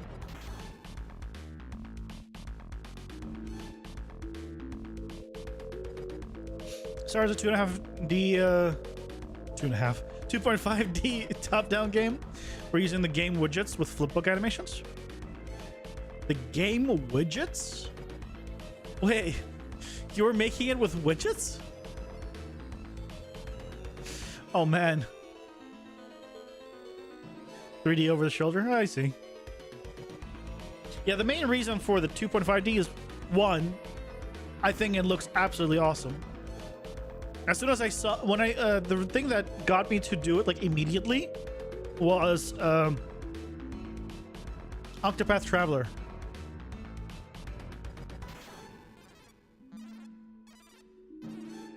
You guys have never seen it. When I saw how it looked, I was like, okay, yeah, I want. I'm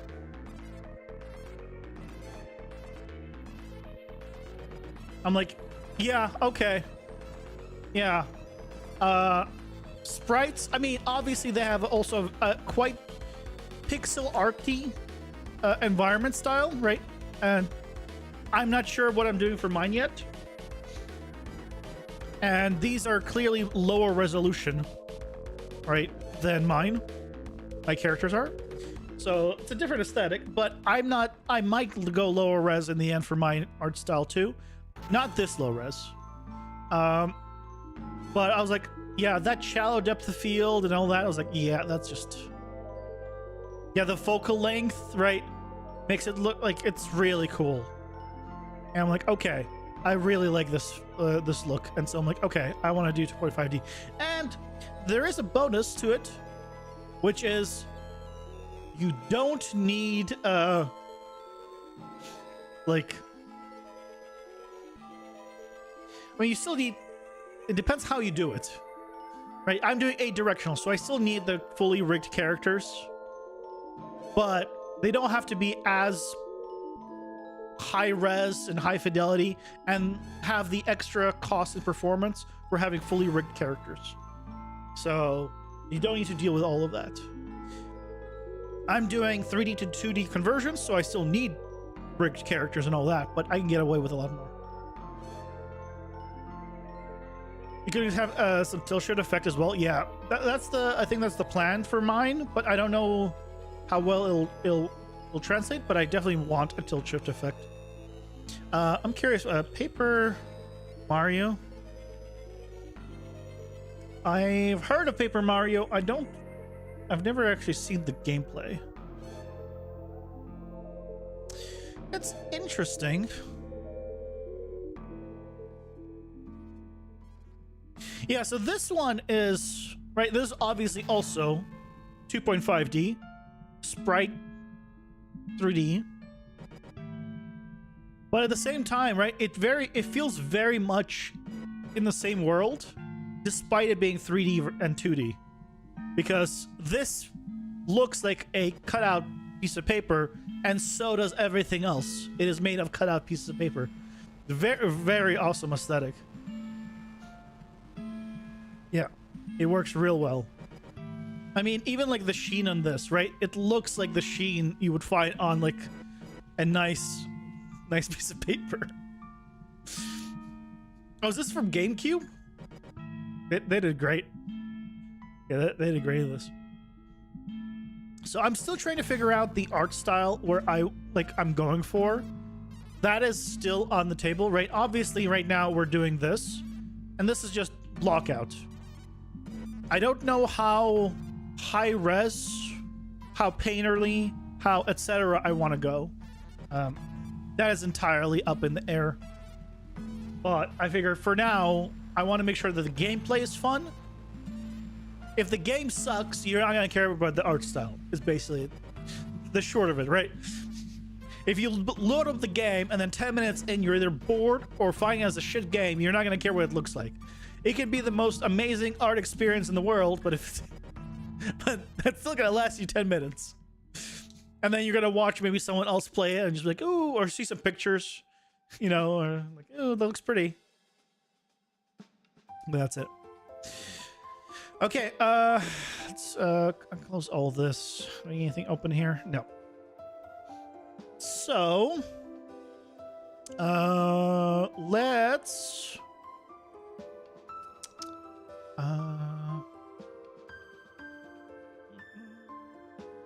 I thought I had a... yeah, rework XP cards to start and collect room. So that is now done. Oh, I don't know if you see this. Twitch integration's on my to-do list. Very far down the line to-do list, but it's on my to-do list. Do Diablo 2 dungeon? No, I don't want to do Diablo 2 style aesthetic. So here's the idea, actually. So I want every single floor or every single level to have its own theme. Sorry for the flashbang every single damn time I open this. But I wish you would just, you know, remember these settings as default, but it doesn't. So, right, we're going to have like a certain amount of floors. And you beat the boss, then you go down the next one. Beat the boss, you go down the next one, right? And we're going to start with like probably 5 levels. And I want each one of them to have their own theme. So like maybe this is like an actual dungeon, right? But maybe this one is like a forest. This one, you know, maybe is like a desert.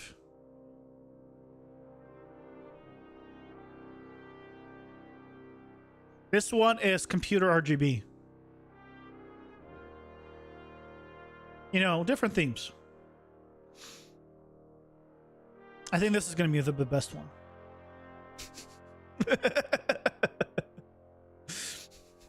I read recently that a mega dungeon is a dungeon with at least 3 distinct biomes. What? Where did you hear? Like, what do you mean? I mean, I guess. I mean, it's all fantasy stuff, so I mean, I guess that's if they want to call it that, then sure. I guess it doesn't really matter to me. But yeah, the idea is right. Each one has its own like theme, but art style wise, it will all match in the same art style. But I want it to be like where if you're, let's say, at, you know, the forest level, you know you're in the forest level. You know you're in level 2. Like everyone can just, like if you were to watch it on Twitch, for example, and you like just you hopped in and you're like, where are they in the game? Oh, I see lots of trees. Right? They're in the forest level, or like I see you know, lots of sand dunes. They're in the desert level, like they're in the 3rd level, right? Like Mario Worlds, I don't look. I don't play Mario. The only Mario I've ever played was like Super Smash Brothers 3 when I was a kid. I'm not a Nintendo guy. I'm sorry. I know you keep making the. I know. I know. Yeah, I'm not a Nintendo guy.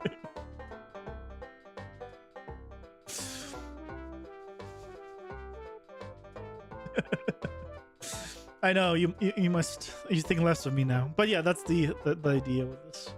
Is I want each one to have its own thing. Now the levels might obviously would have like different shapes, but maybe they'll have the same, like you have the same like shape of a level. Like maybe, you know, it starts entrance here and it has a stair going this way and then a stair going this way or something, right? And then you might have this as a dungeon version, a forest version, a desert version, a computer RGB version, you know.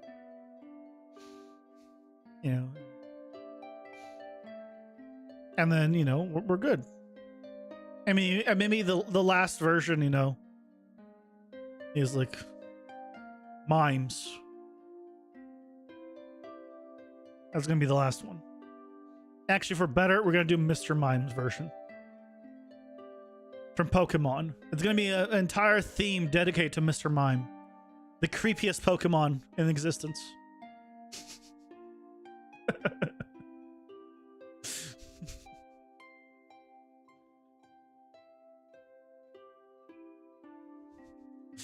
If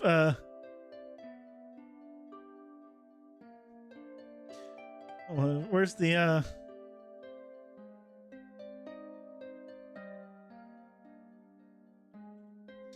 there's a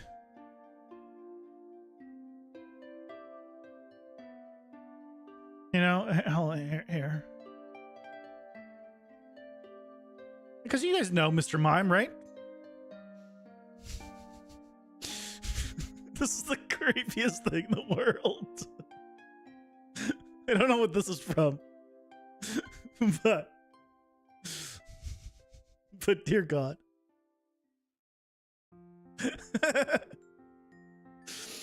Good redemption with the Pokemon reference. Yeah, I played Pokemon. You know, I had a Game Boy. I never played Detective Pikachu. My first Pokemon game was Pokemon Yellow, where you got a Pikachu to follow you around, and it's the best one. Oh, it's a movie? Oh, okay, yeah, that makes sense, because that was a, yeah. Creepy. Oh yeah, I see there's an image with the fluffy Pikachu, which is real weird. Pokemon's intent. Well, no, but like That's the only like Nintendo game I pretty much played. Yellow was the best. Yeah, Mr. Prisgetti.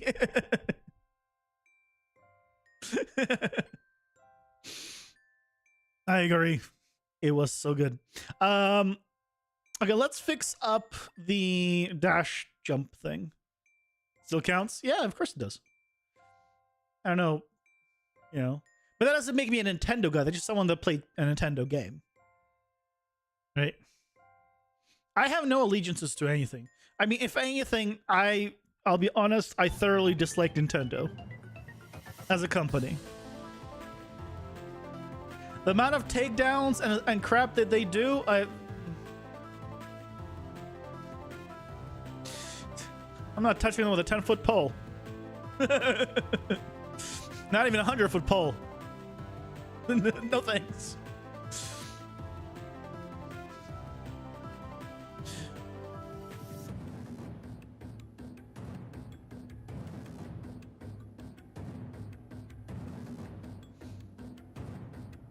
Yeah, the games are you know are fun, supposedly, but I had a Nintendo Wii also that was taken from me, and I will never let that go.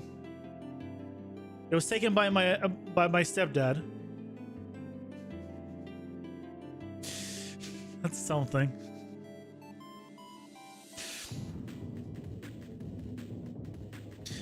Well, no worries. Easy, thanks so much for stopping by. I appreciate it. I'm checking now. Well, ads are going now. Why is... It should keep me on the same location.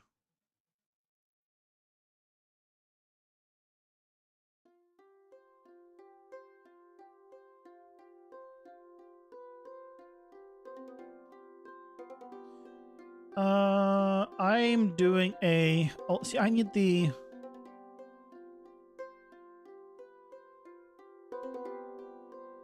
Saved actual location here.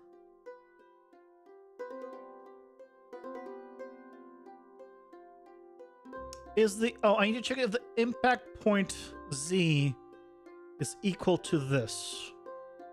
If is equal to my... where I started. But then why is it moving me up? Oh, it's because of this. Is this plus 100?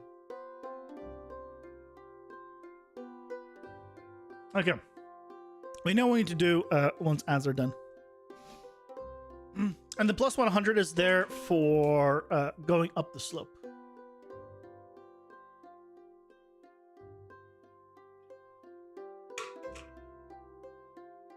But we only want to do that when that impact point is greater than the saved actual location.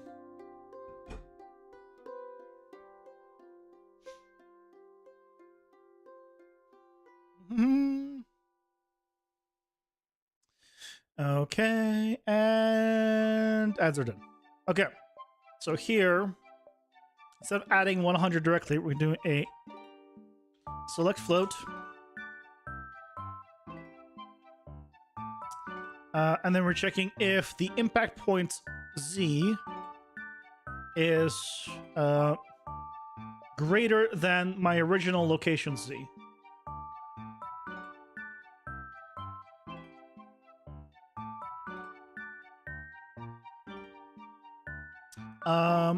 Which means it's going upwards. If it is 100, otherwise 0. I am an artist. I'm a 3D generalist. Like, I'm what people have, I guess, begun calling a true generalist, and I call them quotes. But I'm an art. I'm a 3D generalist, like art background. So, yeah. How can you learn some blueprint logic without years of experience? I started this like. I started learning blueprints, like really learning blueprints, like less than 2 years ago, I think, at this point. Yeah. So, I mean, learning blueprints is very easy. Because, one, there's tons and tons and tons of tutorials on YouTube to just get started. And two, if you don't know what you can do with something, you just drag out of it. Context sensitive is right there. And you just look, okay, well, what can I do with it? Well, I can add to an array. I can find the item in an array. Okay, I can do stuff with arrays with it. I can, oh, there's a thing for applied point damage. I can use that. Oh, that goes into hit info. Okay. What does this do now? Like, right? And then you could just start, because of context sensitive menus, you're not going to plug something into the wrong thing. So it's very friendly for trial and error. And trial and error combined with just like some basic, YouTube tutorials to like get you started and figuring out like how things work. It is honestly everything you need. And then once you do a few of these, like a few different like small little projects, it'll start to click more and more. Yep.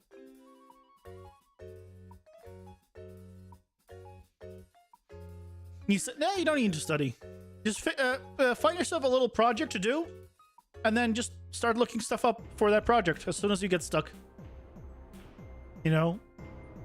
Like I did I was just watching tutorials on something, and then the way I do things, and this is the way I'd recommend people do it, is I'll watch a tutorial on something I'm interested in. I'll watch the full thing, especially early on. I will watch the full thing, assuming that I can tell that it's like done well, and I'll get a few things out of it. A few things that I'm getting out of this tutorial isn't even necessarily the specific nodes they're using. It's the how are they thinking about this process? Why are they doing what they're doing? Like, what, like, are they, if they're especially if they're explaining, because the good tutorials are the ones where they explain why they're doing something, and then you just need to be like, okay, this is what they're thinking about when they're doing this. Okay, so I need to make a note that I need to think about this kind of stuff, which makes sense. So okay, whenever I have a problem, I'm gonna look at these things, and I'm gonna, right, and you start being able to, but then realizing what you need to like figure out when someone throws a problem your way, like, okay, I don't know the solution to this problem, but I'm now good at problem solving, so I figure out a way of problem solve it. So that's really what you get out of it. And then the other thing is, at that point, is, okay, how are different people doing the same thing? So what I like to do is like sometimes watch or rather just skim through like a few different versions of the same thing. Like inventory systems is a good example. Like if you're watching, there's like dozens of inventory systems on YouTube for making dozens of videos making inventory systems on YouTube, and they all do it differently. Okay, see how one place does it, see how another place does it, there's a third place does it, see what, and then and then start assembling. Okay, I like this part about 1, this part about 2, this makes sense about 3. Okay, well now I understand why they're doing things, because okay, they did it because of this, they did it because of that, they did this. Well, I need this fourth things, or I need a combination of them. So let me just take a little bit from here, a little bit of here, a little bit from here, and start doing your own, right? So don't be like, okay, you followed 1, they did it this way, that means they are God, and this everyone must do it this way. No. Now you watch 1, maybe a few of them, like, okay, this is the general idea, this is how they do it. And a lot of times I'll watch tutorials about things I already do to get new methods. You get new methods in something. And this is a big one for me.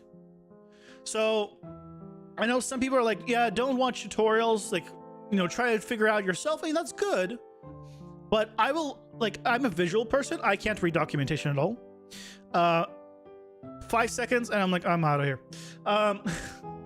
So I did not learn from them at all. But different people have different ways of doing something. And if you know, instead of one method of doing something, you know 10 ways of doing something, well, you can pick the best one for your specific situation. And in Unreal, trust me, there are many different ways of doing something. Absolutely are. So, yeah. The why is often overlooked in the surface level tutorials. It's a shame.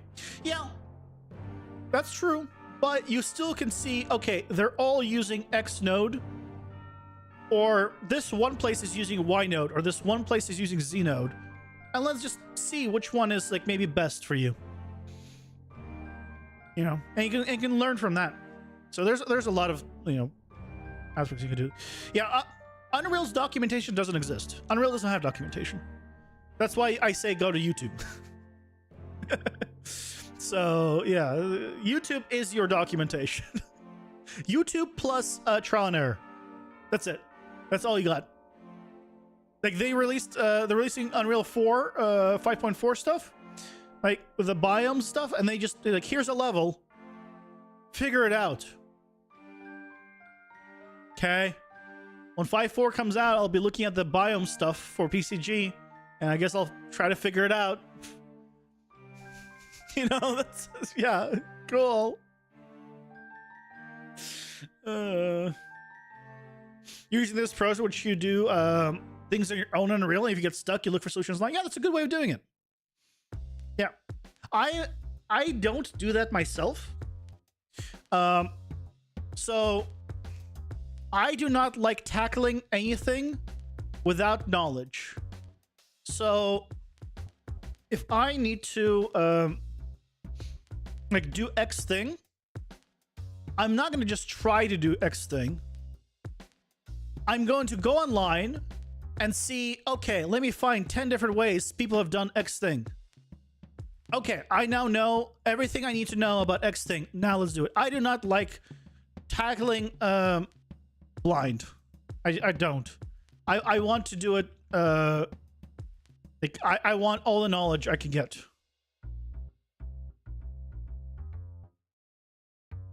That's my main thing. I want to go into it knowing. Because I know that, so basically, the reason for this is there is so much knowledge already available to you. I do not want to reinvent the wheel. I don't want to reinvent the wheel. I want to see how they made the wheel and take it and then use it for my thing. I like to work, I like to work smart, not hard.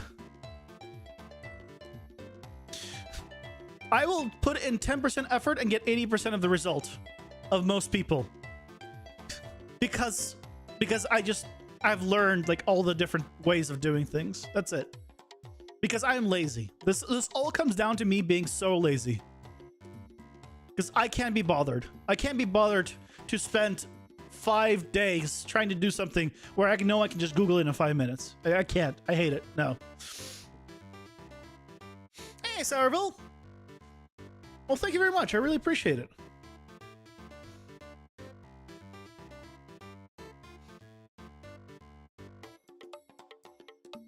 Yeah, if you find, try to do like a group project, you really need to find people that are equally motivated.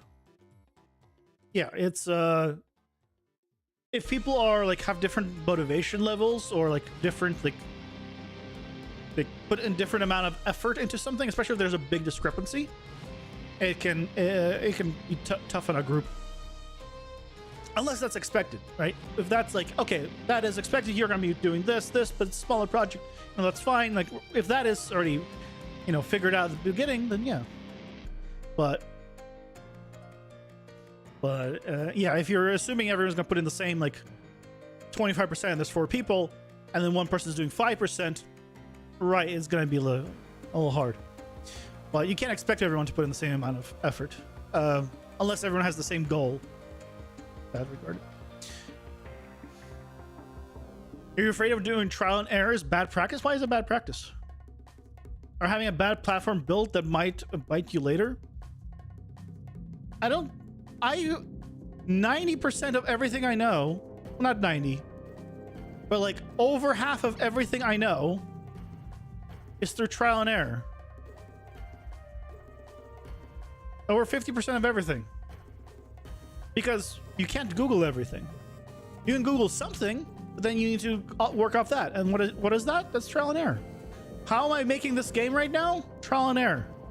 I'm trying something. I'm seeing it doesn't work. I'm using a print string or whatever it is to see, okay, where's the mistake? And then I fix it. That is trial and error. I have some knowledge as a base, but in the end, I'm trying something, I'm erroring, and I'm learning from it.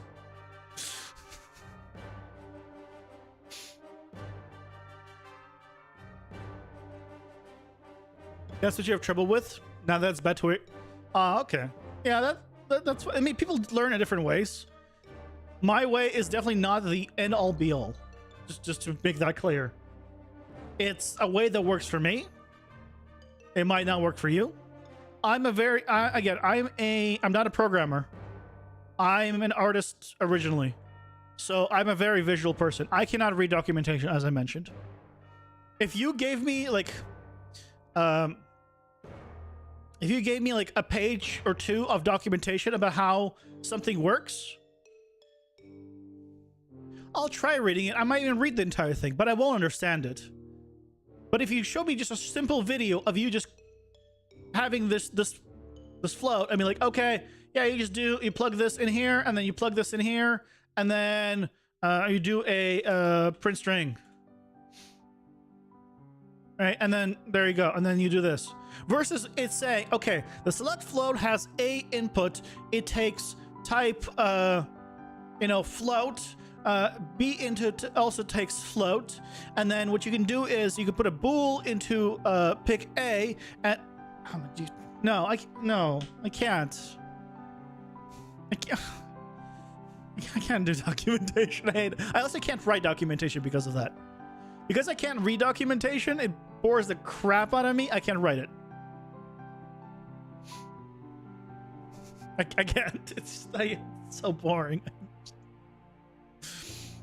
You kind of understand script when you see it, but it's hard to start from scratch. You want to get to the point where you can do basic stuff from the top of your head? Well, that just takes practice. Graphic designer? If you're asking about me, no, I'm not. I was never I can't do graphic design. I'm a 3D generalist.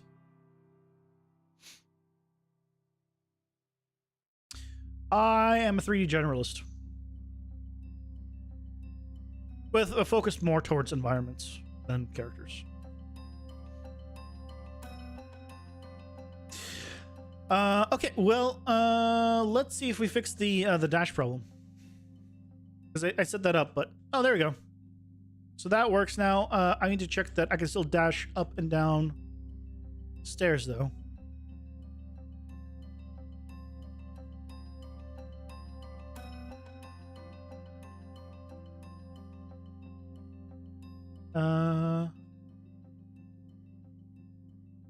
No, I can't. Excuse me. Oh, I need to go down. Okay, so that no longer works.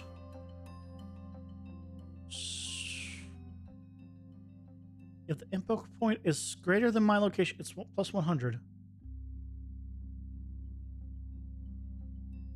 Otherwise, it should be...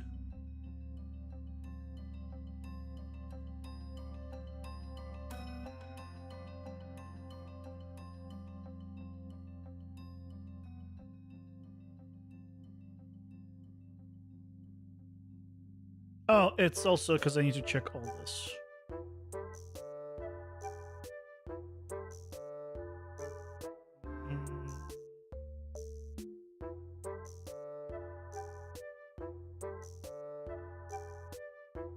Let's think about this. You follow the tutorial step by step. It's very difficult to replicate the same later. But if you do it on your own and look for solutions where you're stuck, you'll remember that for a lifetime. I like to do both. I follow a tutorial step by step, and then I start doing things after it. So if a tutorial has me make a button in widgets, I'm like, okay, I've made the button, follow the tutorial, let me make 5 more buttons myself, and then, okay, well, I want this button now to do something, and I go off of that, and then I start doing my, like, I don't just follow the tutorial. I do the tutorial with modifications. And if I can do the modifications and understand everything that I did, because I have to do it, then I've successfully learned the thing. There are some things that I just don't remember for the life of me. How to attach an object to a spline and have it like just move along the spline. I know that's like a 10-second video away on YouTube. I always just forget to memorize it, and I do it so infrequently that I'm like, okay, 10-second video away. If I need it, I can get it. Levels are, so this is a level. So this is not procedurally generated. I placed everything here. So this is like one of the levels, but they're then stitched together procedurally. So when I generate the dungeon, it takes all these levels and attaches them together procedurally. So every layout is differently. Yeah, tinkering is very important to understand concepts.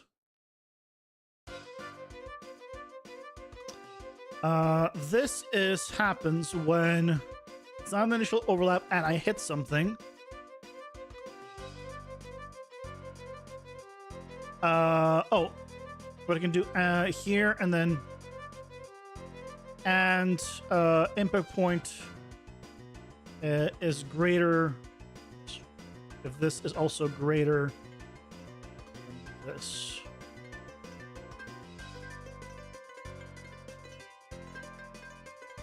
I think. No, that should.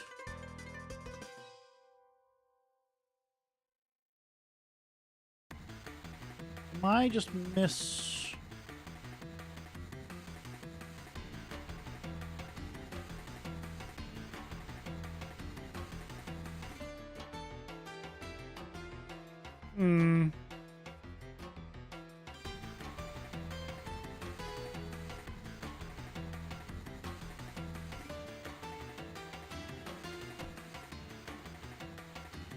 So, why is it...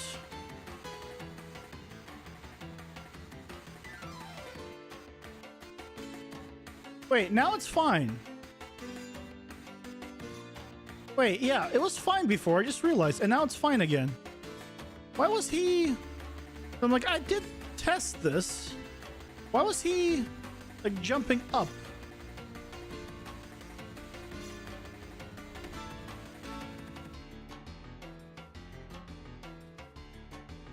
Okay, whatever.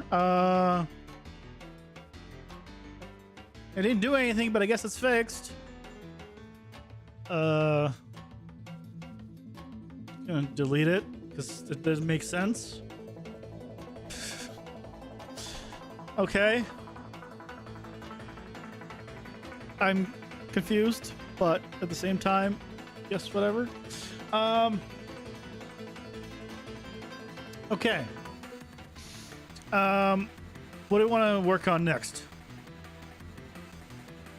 That was the fix all along. Do nothing. That's, you know, it's like the turn off and on. Just have you tried turning it off and turning it on? That's basically what I did. I did something and then I undid something, and it's fine.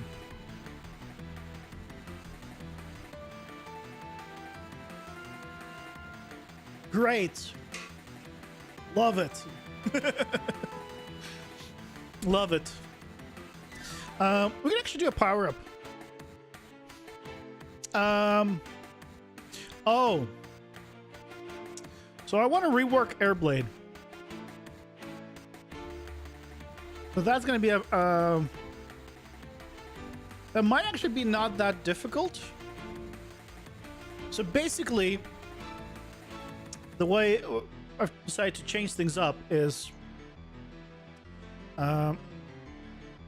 when I have Airblade right now, it does a Niagara particle system. What I need to do is, instead of this, and I still do my regular attack, what we're changing it to is when you have an Airblade, your attack becomes a projectile. You no longer attack with your regular attack. You now have the projectile attack. So it makes all your melee attacks projectiles. And then you spawn that. So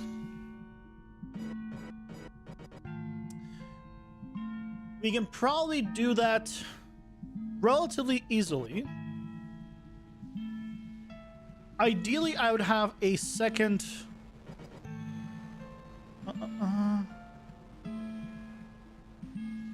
I think we can do that relatively easily.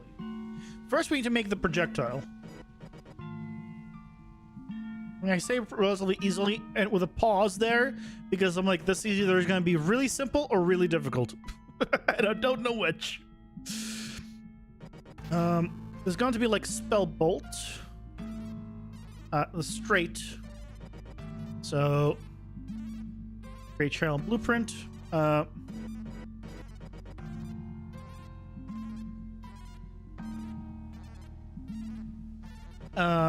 Airblade.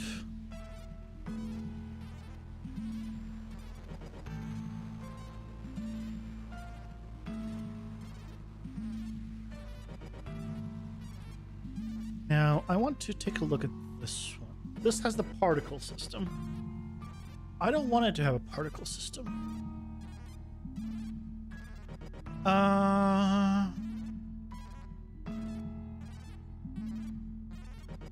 Can I move it from here?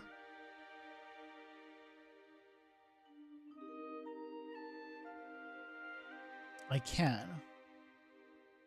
I'm going to delete this. Paste it in here. Oh, no errors. Nothing was referencing it. Oh, even better. Hey, Erlin Mods. Welcome in. Nice. Best of luck on your game. I've never done anything for the phone. Although I think when like half a decade ago or something, I did try at one point, trying to make like a shitty game and porting into a phone. I remember it was hell. It was hell to test it. I hated it. It's probably better now. It was like over half a decade ago is when I last attempted anything Android.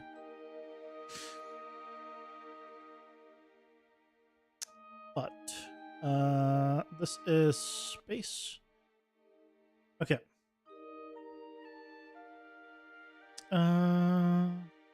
So for this, we need to add a static mesh.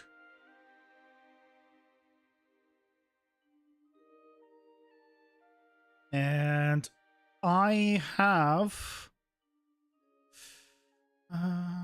effects. No.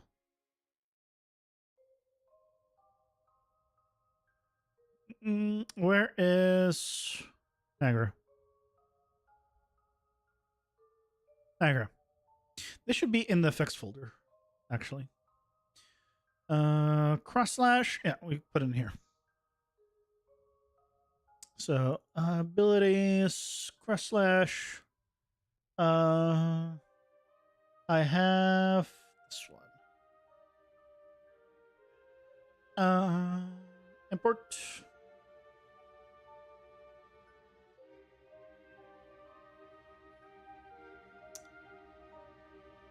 And then I need to create a shell instance.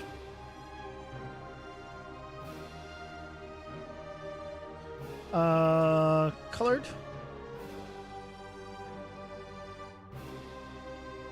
Oh, this is only through particle. So no, we don't want to use this then.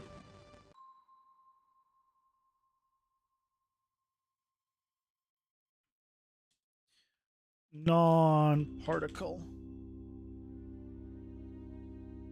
Yeah, because we don't need this.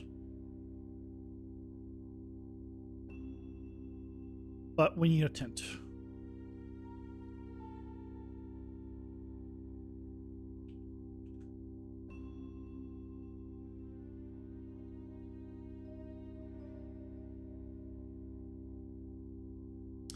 I mean, I could put it onto that one, honestly. Yeah, I'm just gonna do it that way. I'm gonna put it onto this one, and then I'm just gonna take this, and then multiply it.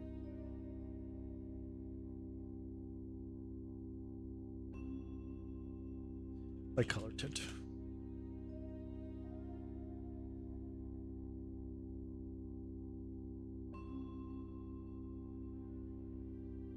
It's not gonna affect anything else I have, but it just allows me to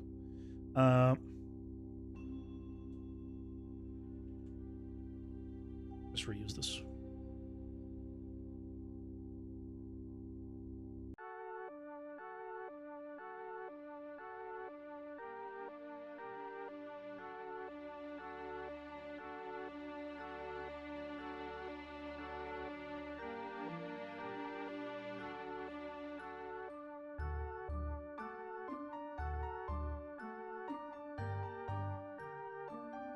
Ads are here. Pausing for ads. I'll just go with that. Oh, ad time. Ad time. Yeah, I'll just go with that as our. Don't need you anymore. Don't need you anymore. We need you though.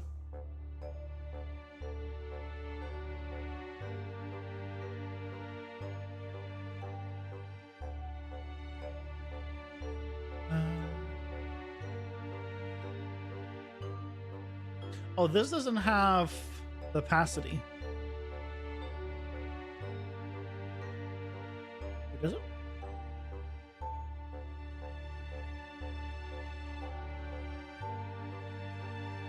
Yeah, this texture is just white.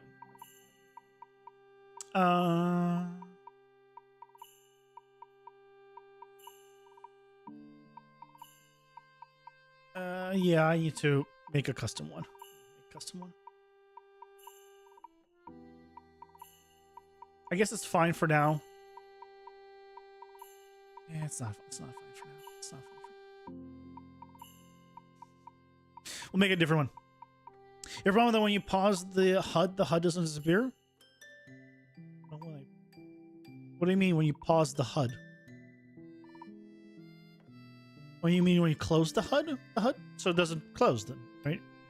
I mean, I can't... there's no way for me to help troubleshoot something I can't possibly see without any nodes or anything. I mean, if remove from parent doesn't work, I'm not sure why. But I was just using like print strings or any of the debug tools you have access to in Unreal to like see where it's triggering or where it's not and go off of that.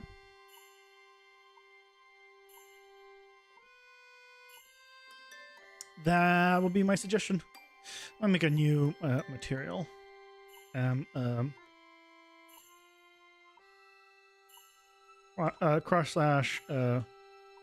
geo version or SM version. So I need a ramp or gradient. Linear no, hold on. Gradient. Horizontal. Linear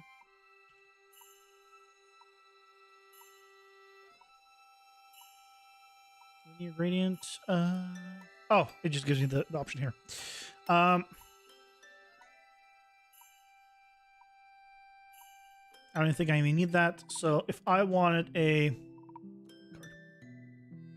U gradient, so this is surface, translucent, unlit,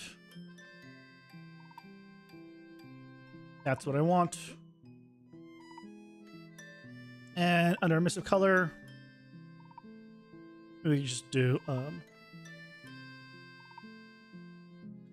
color tint.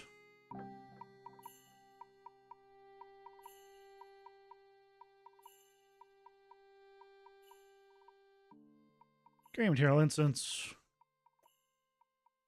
There you go. And here, I'll do a power with opacity or ramp contrast.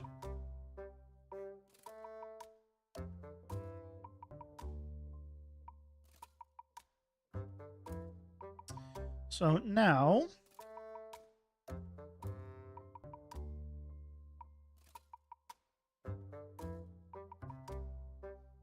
here, right, we do a little higher. So if we want to have it a little more fade out, which I think that looks a little bit better, and then tint it. And maybe boost the strength of it. Yeah, something like that.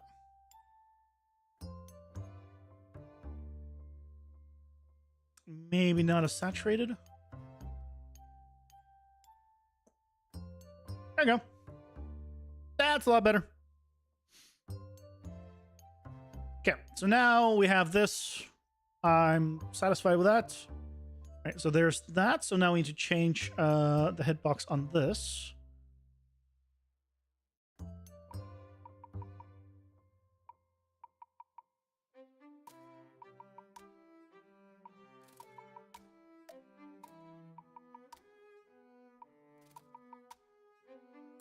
This can stay at 24. I want it to be a little bit wider, and then the static mesh can just move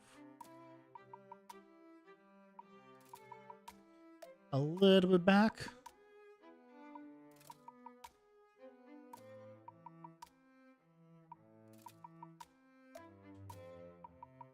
Okay, so that is a lot better. Okay. So, right, when we have this as a projectile, this is going to make hitting enemies significantly easier.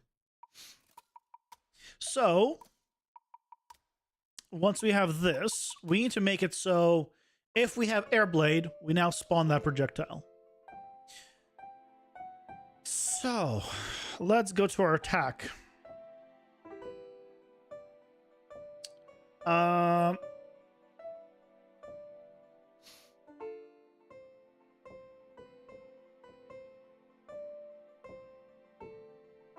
So we're going to change it where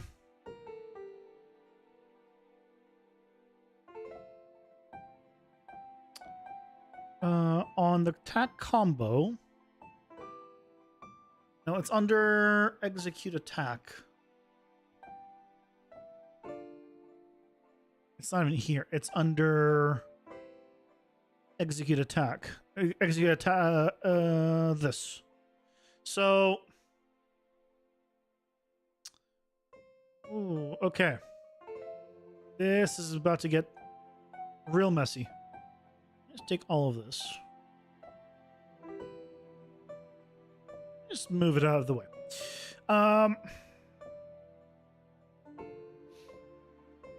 Because we need to check. Check if I have the airblade tag.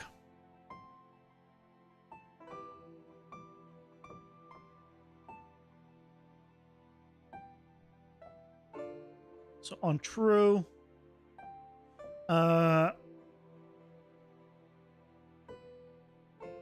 check if I have the airblade tag. If I don't, we continue this as normal. If I do, then we need to spawn the projectile. And I'm doing that currently. I think for the animation component.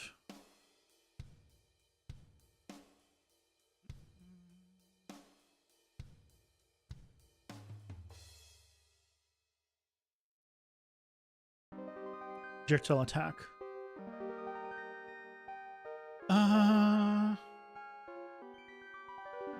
Yeah, I'm doing this.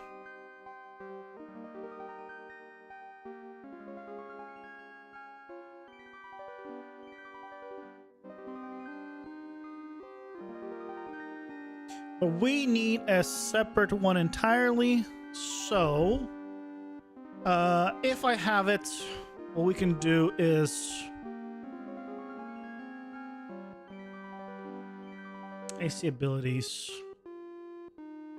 Execute projectile attack.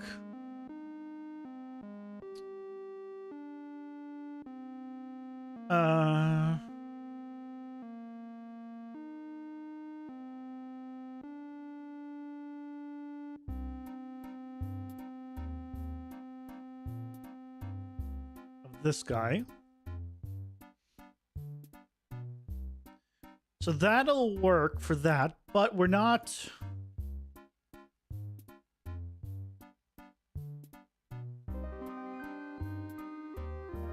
That should work for that. And that'll do the animation, and that should take... Let's test it. So, oops. So I should still be able to attack normally right now. Yep. And if I do Airblade...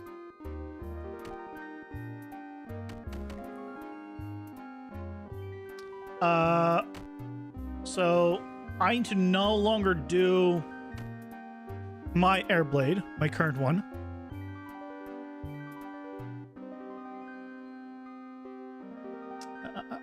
So that is here. Where's Airblade?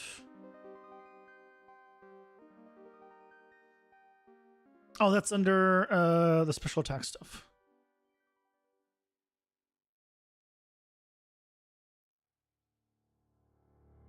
Yeah, we just don't do this.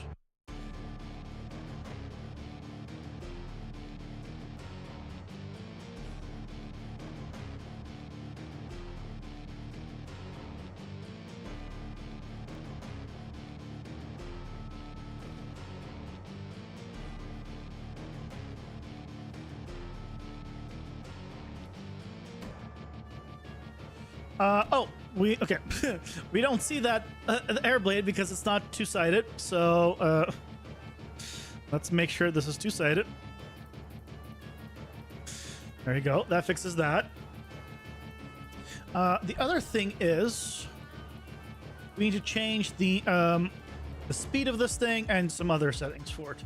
So I want this to be a little bit faster. To be like 1500. The damage can be my default 25. The radius can be nothing.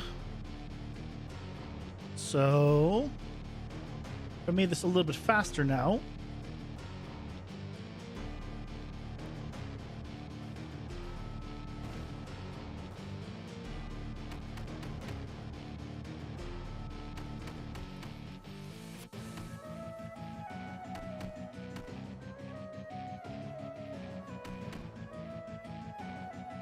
Yeah, okay. That looks good. Obviously, the explosion part is off, right? But it is working. What about the size of it? I feel like the... Oops. Maybe we want to make it a little bit bigger. But honestly, for the attack, I think it actually works pretty well.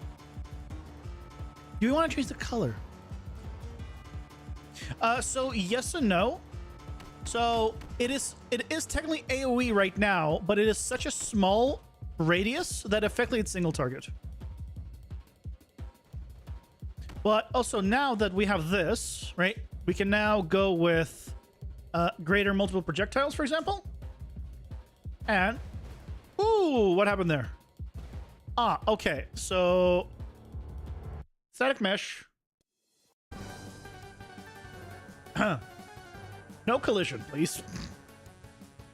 Don't just no to everything. Cool. Thanks. Air blade. Creator multi-projectile.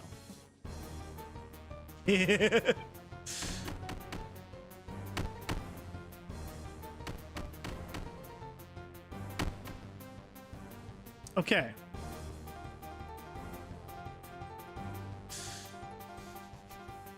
Awesome. So that's working. Which is so basically, Airblade now transforms your melee attacks to projectiles, which is what I want. For now, I think I'm going to tint it purple because I am using the explosion from the other thing, and it's just going to make it easier than.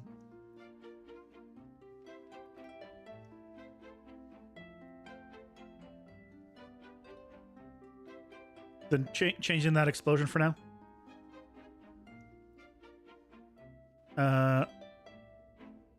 What?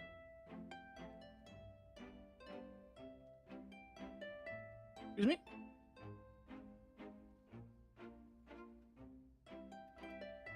Oh, I modified the wrong one.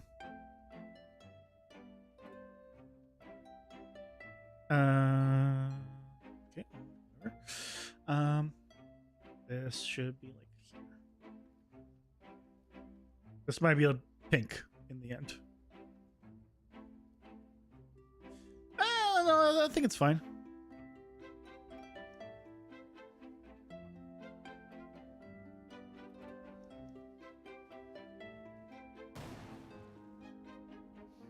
It is pink. It is. Let's not kid ourselves. It's pink. I don't want pink. I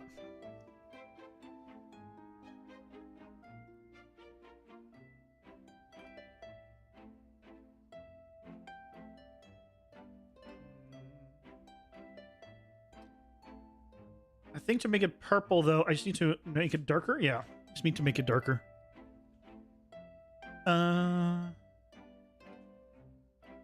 Okay. That should be fine. And again, I'm only making it purple right now just because I'm using the because I'm using the purple explosions.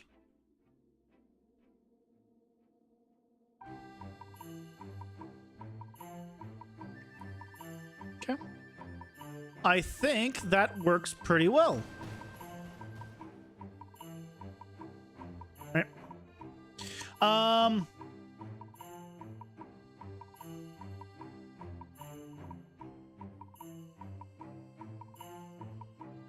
I'm removing the explosions. I changed my mind.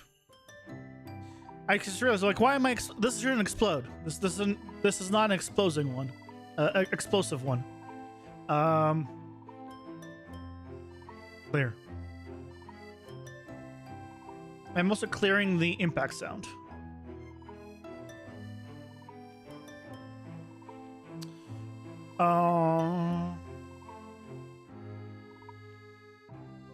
Which means I can set this back to being.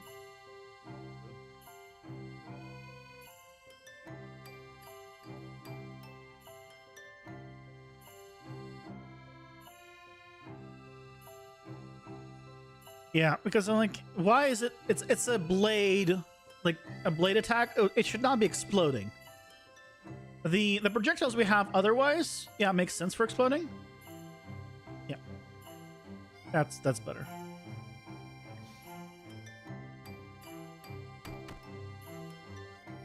Okay, so now, also we need to no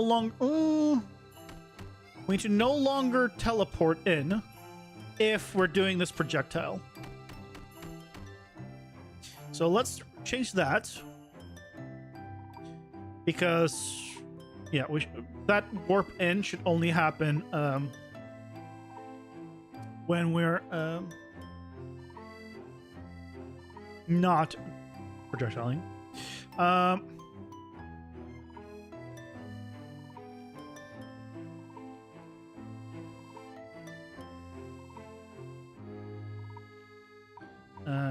Check hashtag.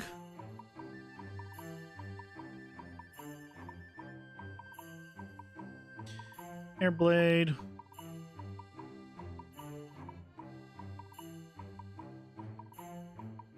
not Boolean.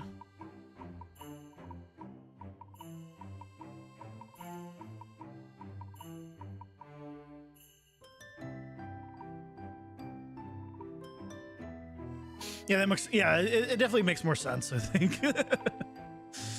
Okay, so now when I have this, I should no longer. Oh, I need to still do the rest. See, let's not detach everything just because it fails.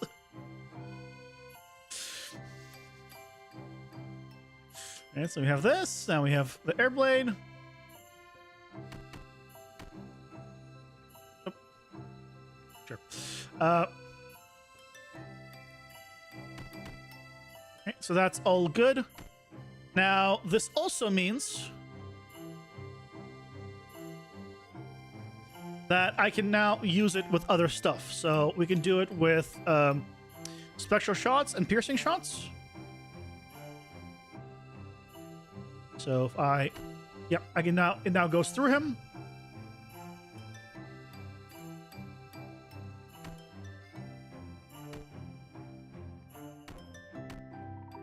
And it'll go through this wall, but not through this wall. So it dies on this wall. Yeah.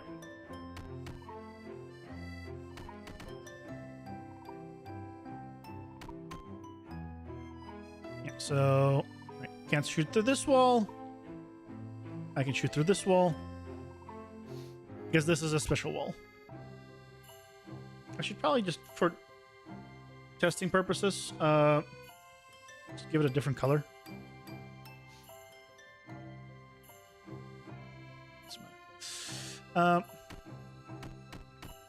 Ooh.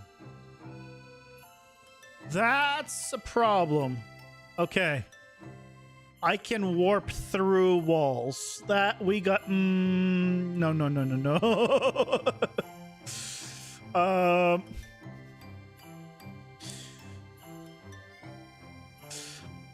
Fix warp through objects. we gotta fix that.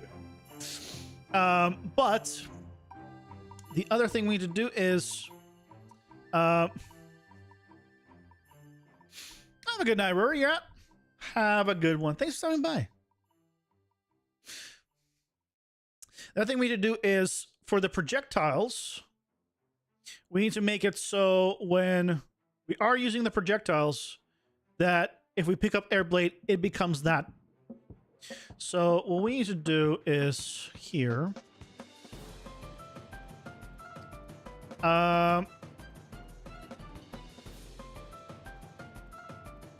Do random weapon start, because right now, right when we why'd I even do random weapon? I don't need random weapon start. I literally have all the weapons right next to me. Right, so when we do this, right, and I come here, this works. Actually, what happens when I do this? Yeah, so this, right, doesn't do that, because that's not my weapon. So what I can do instead then is go to weapons. And this one is going to be it's a spell projectile. This is going to be Airblade. Damage 25. And we're gonna just change this to be, yeah, we're gonna change this entire system that we just did, that we don't need anymore, because we're gonna do it better. This is no longer needed.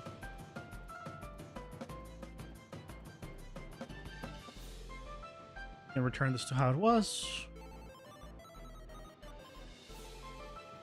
And basically what we're going to do is, it's going to use the same thing there. Critical chance 5. Yeah, critical damage. All of this is good.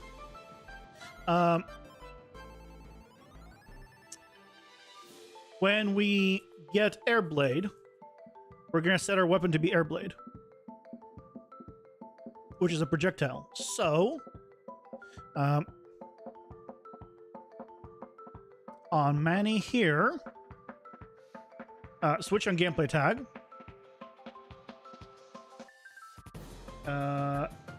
Airblade.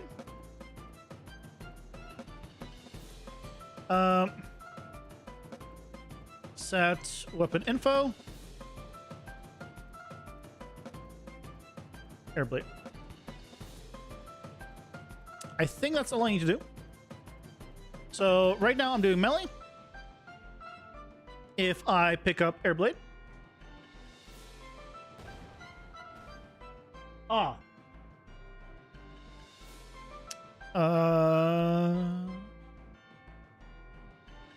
Let's see.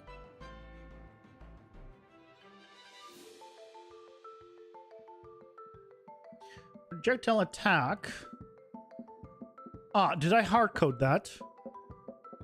I probably hard coded it.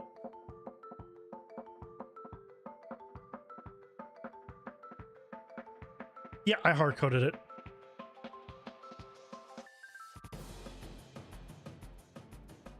And why did I hard code it?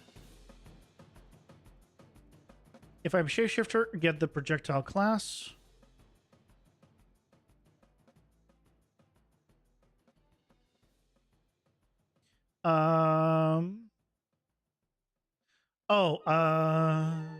I just need to check, do another check here.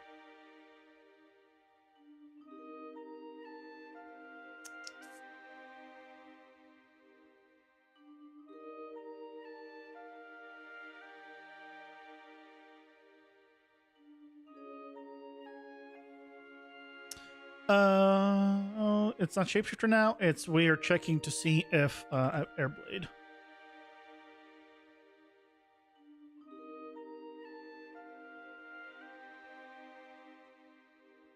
So if I do, it's Airblade. If I don't, it's Spellbolt. It's not exactly the prettiest thing, but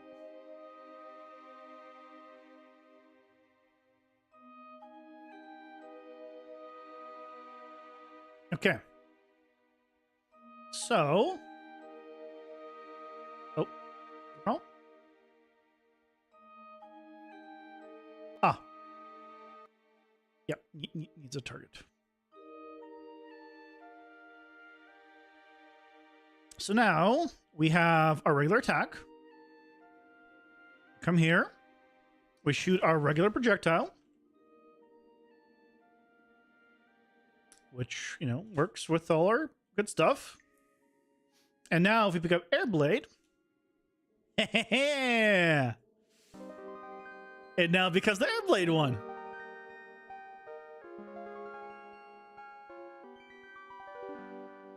So that is pretty good. And so if we did the same thing, right, we just melee and I pick up Airblade,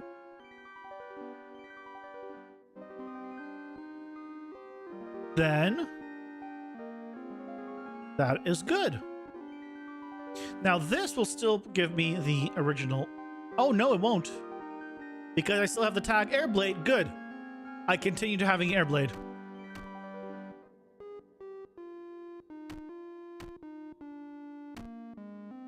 Okay. Now the problem right now I have is in like a balancing problem, right? This attack speed is just significantly slower than my melee one, right? So either the projectiles have to be more powerful, or what I think is going to need to happen is just I should be able to shoot projectiles as quickly as I do attack and melee, because that's more fun. But that's for later. That's definitely for later. But awesome. So we now have it working for both. The only thing is, I would like to potentially do piercing by default with Airblade, but maybe not. Maybe we don't. That was iffy. We'll figure that out. But I think for now that is fantastic. And it puts us very nicely at the end of the stream. We had a good time. Awesome. I am pretty satisfied with this. Yeah, this was not as difficult as I was fearing. So, yay! And yeah, location seems good. Oh, you know what? Real quick, I am gonna change.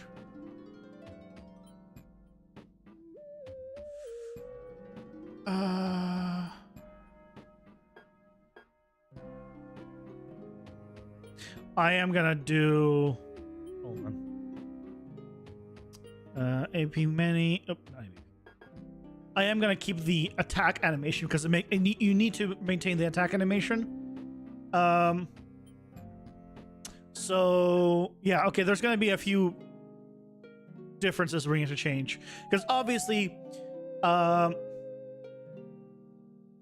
if you were doing the attack, melee attack, you want to maintain that, and it just looks like you're shooting the projectiles. Right now, it doesn't make sense anymore. So, yeah, we're going to need to change that. Here. Pausing for ads. What a terrible time for ads. I wasn't paying attention. Okay, well. Guess I'll let the ads go through. Crap.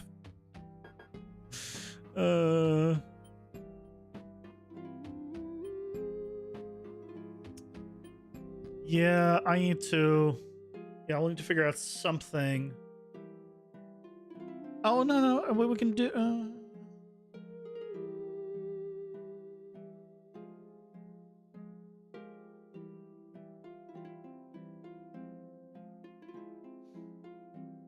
This might be all I need. Well, not really, but yeah. Okay. Yeah, that's all I needed. But I'm still doing a double hit, aren't I? Potentially. Potentially.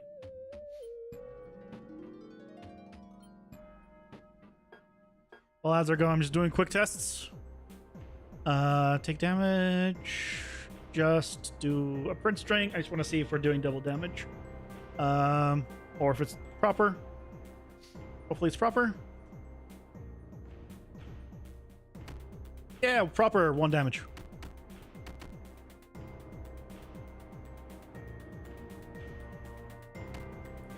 Okay. Sweet. That means that's all working fine. But the one problem we have now is when I do this, and then I pick up Airblade, I now do the melee attack.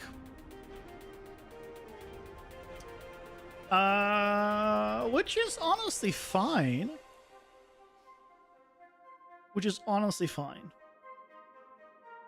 Even if I had this before, and then I took right and ooh.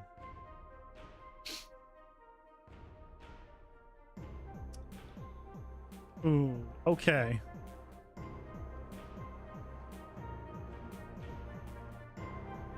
Yeah, I'll need to. I mean, that is what I want. Sort of.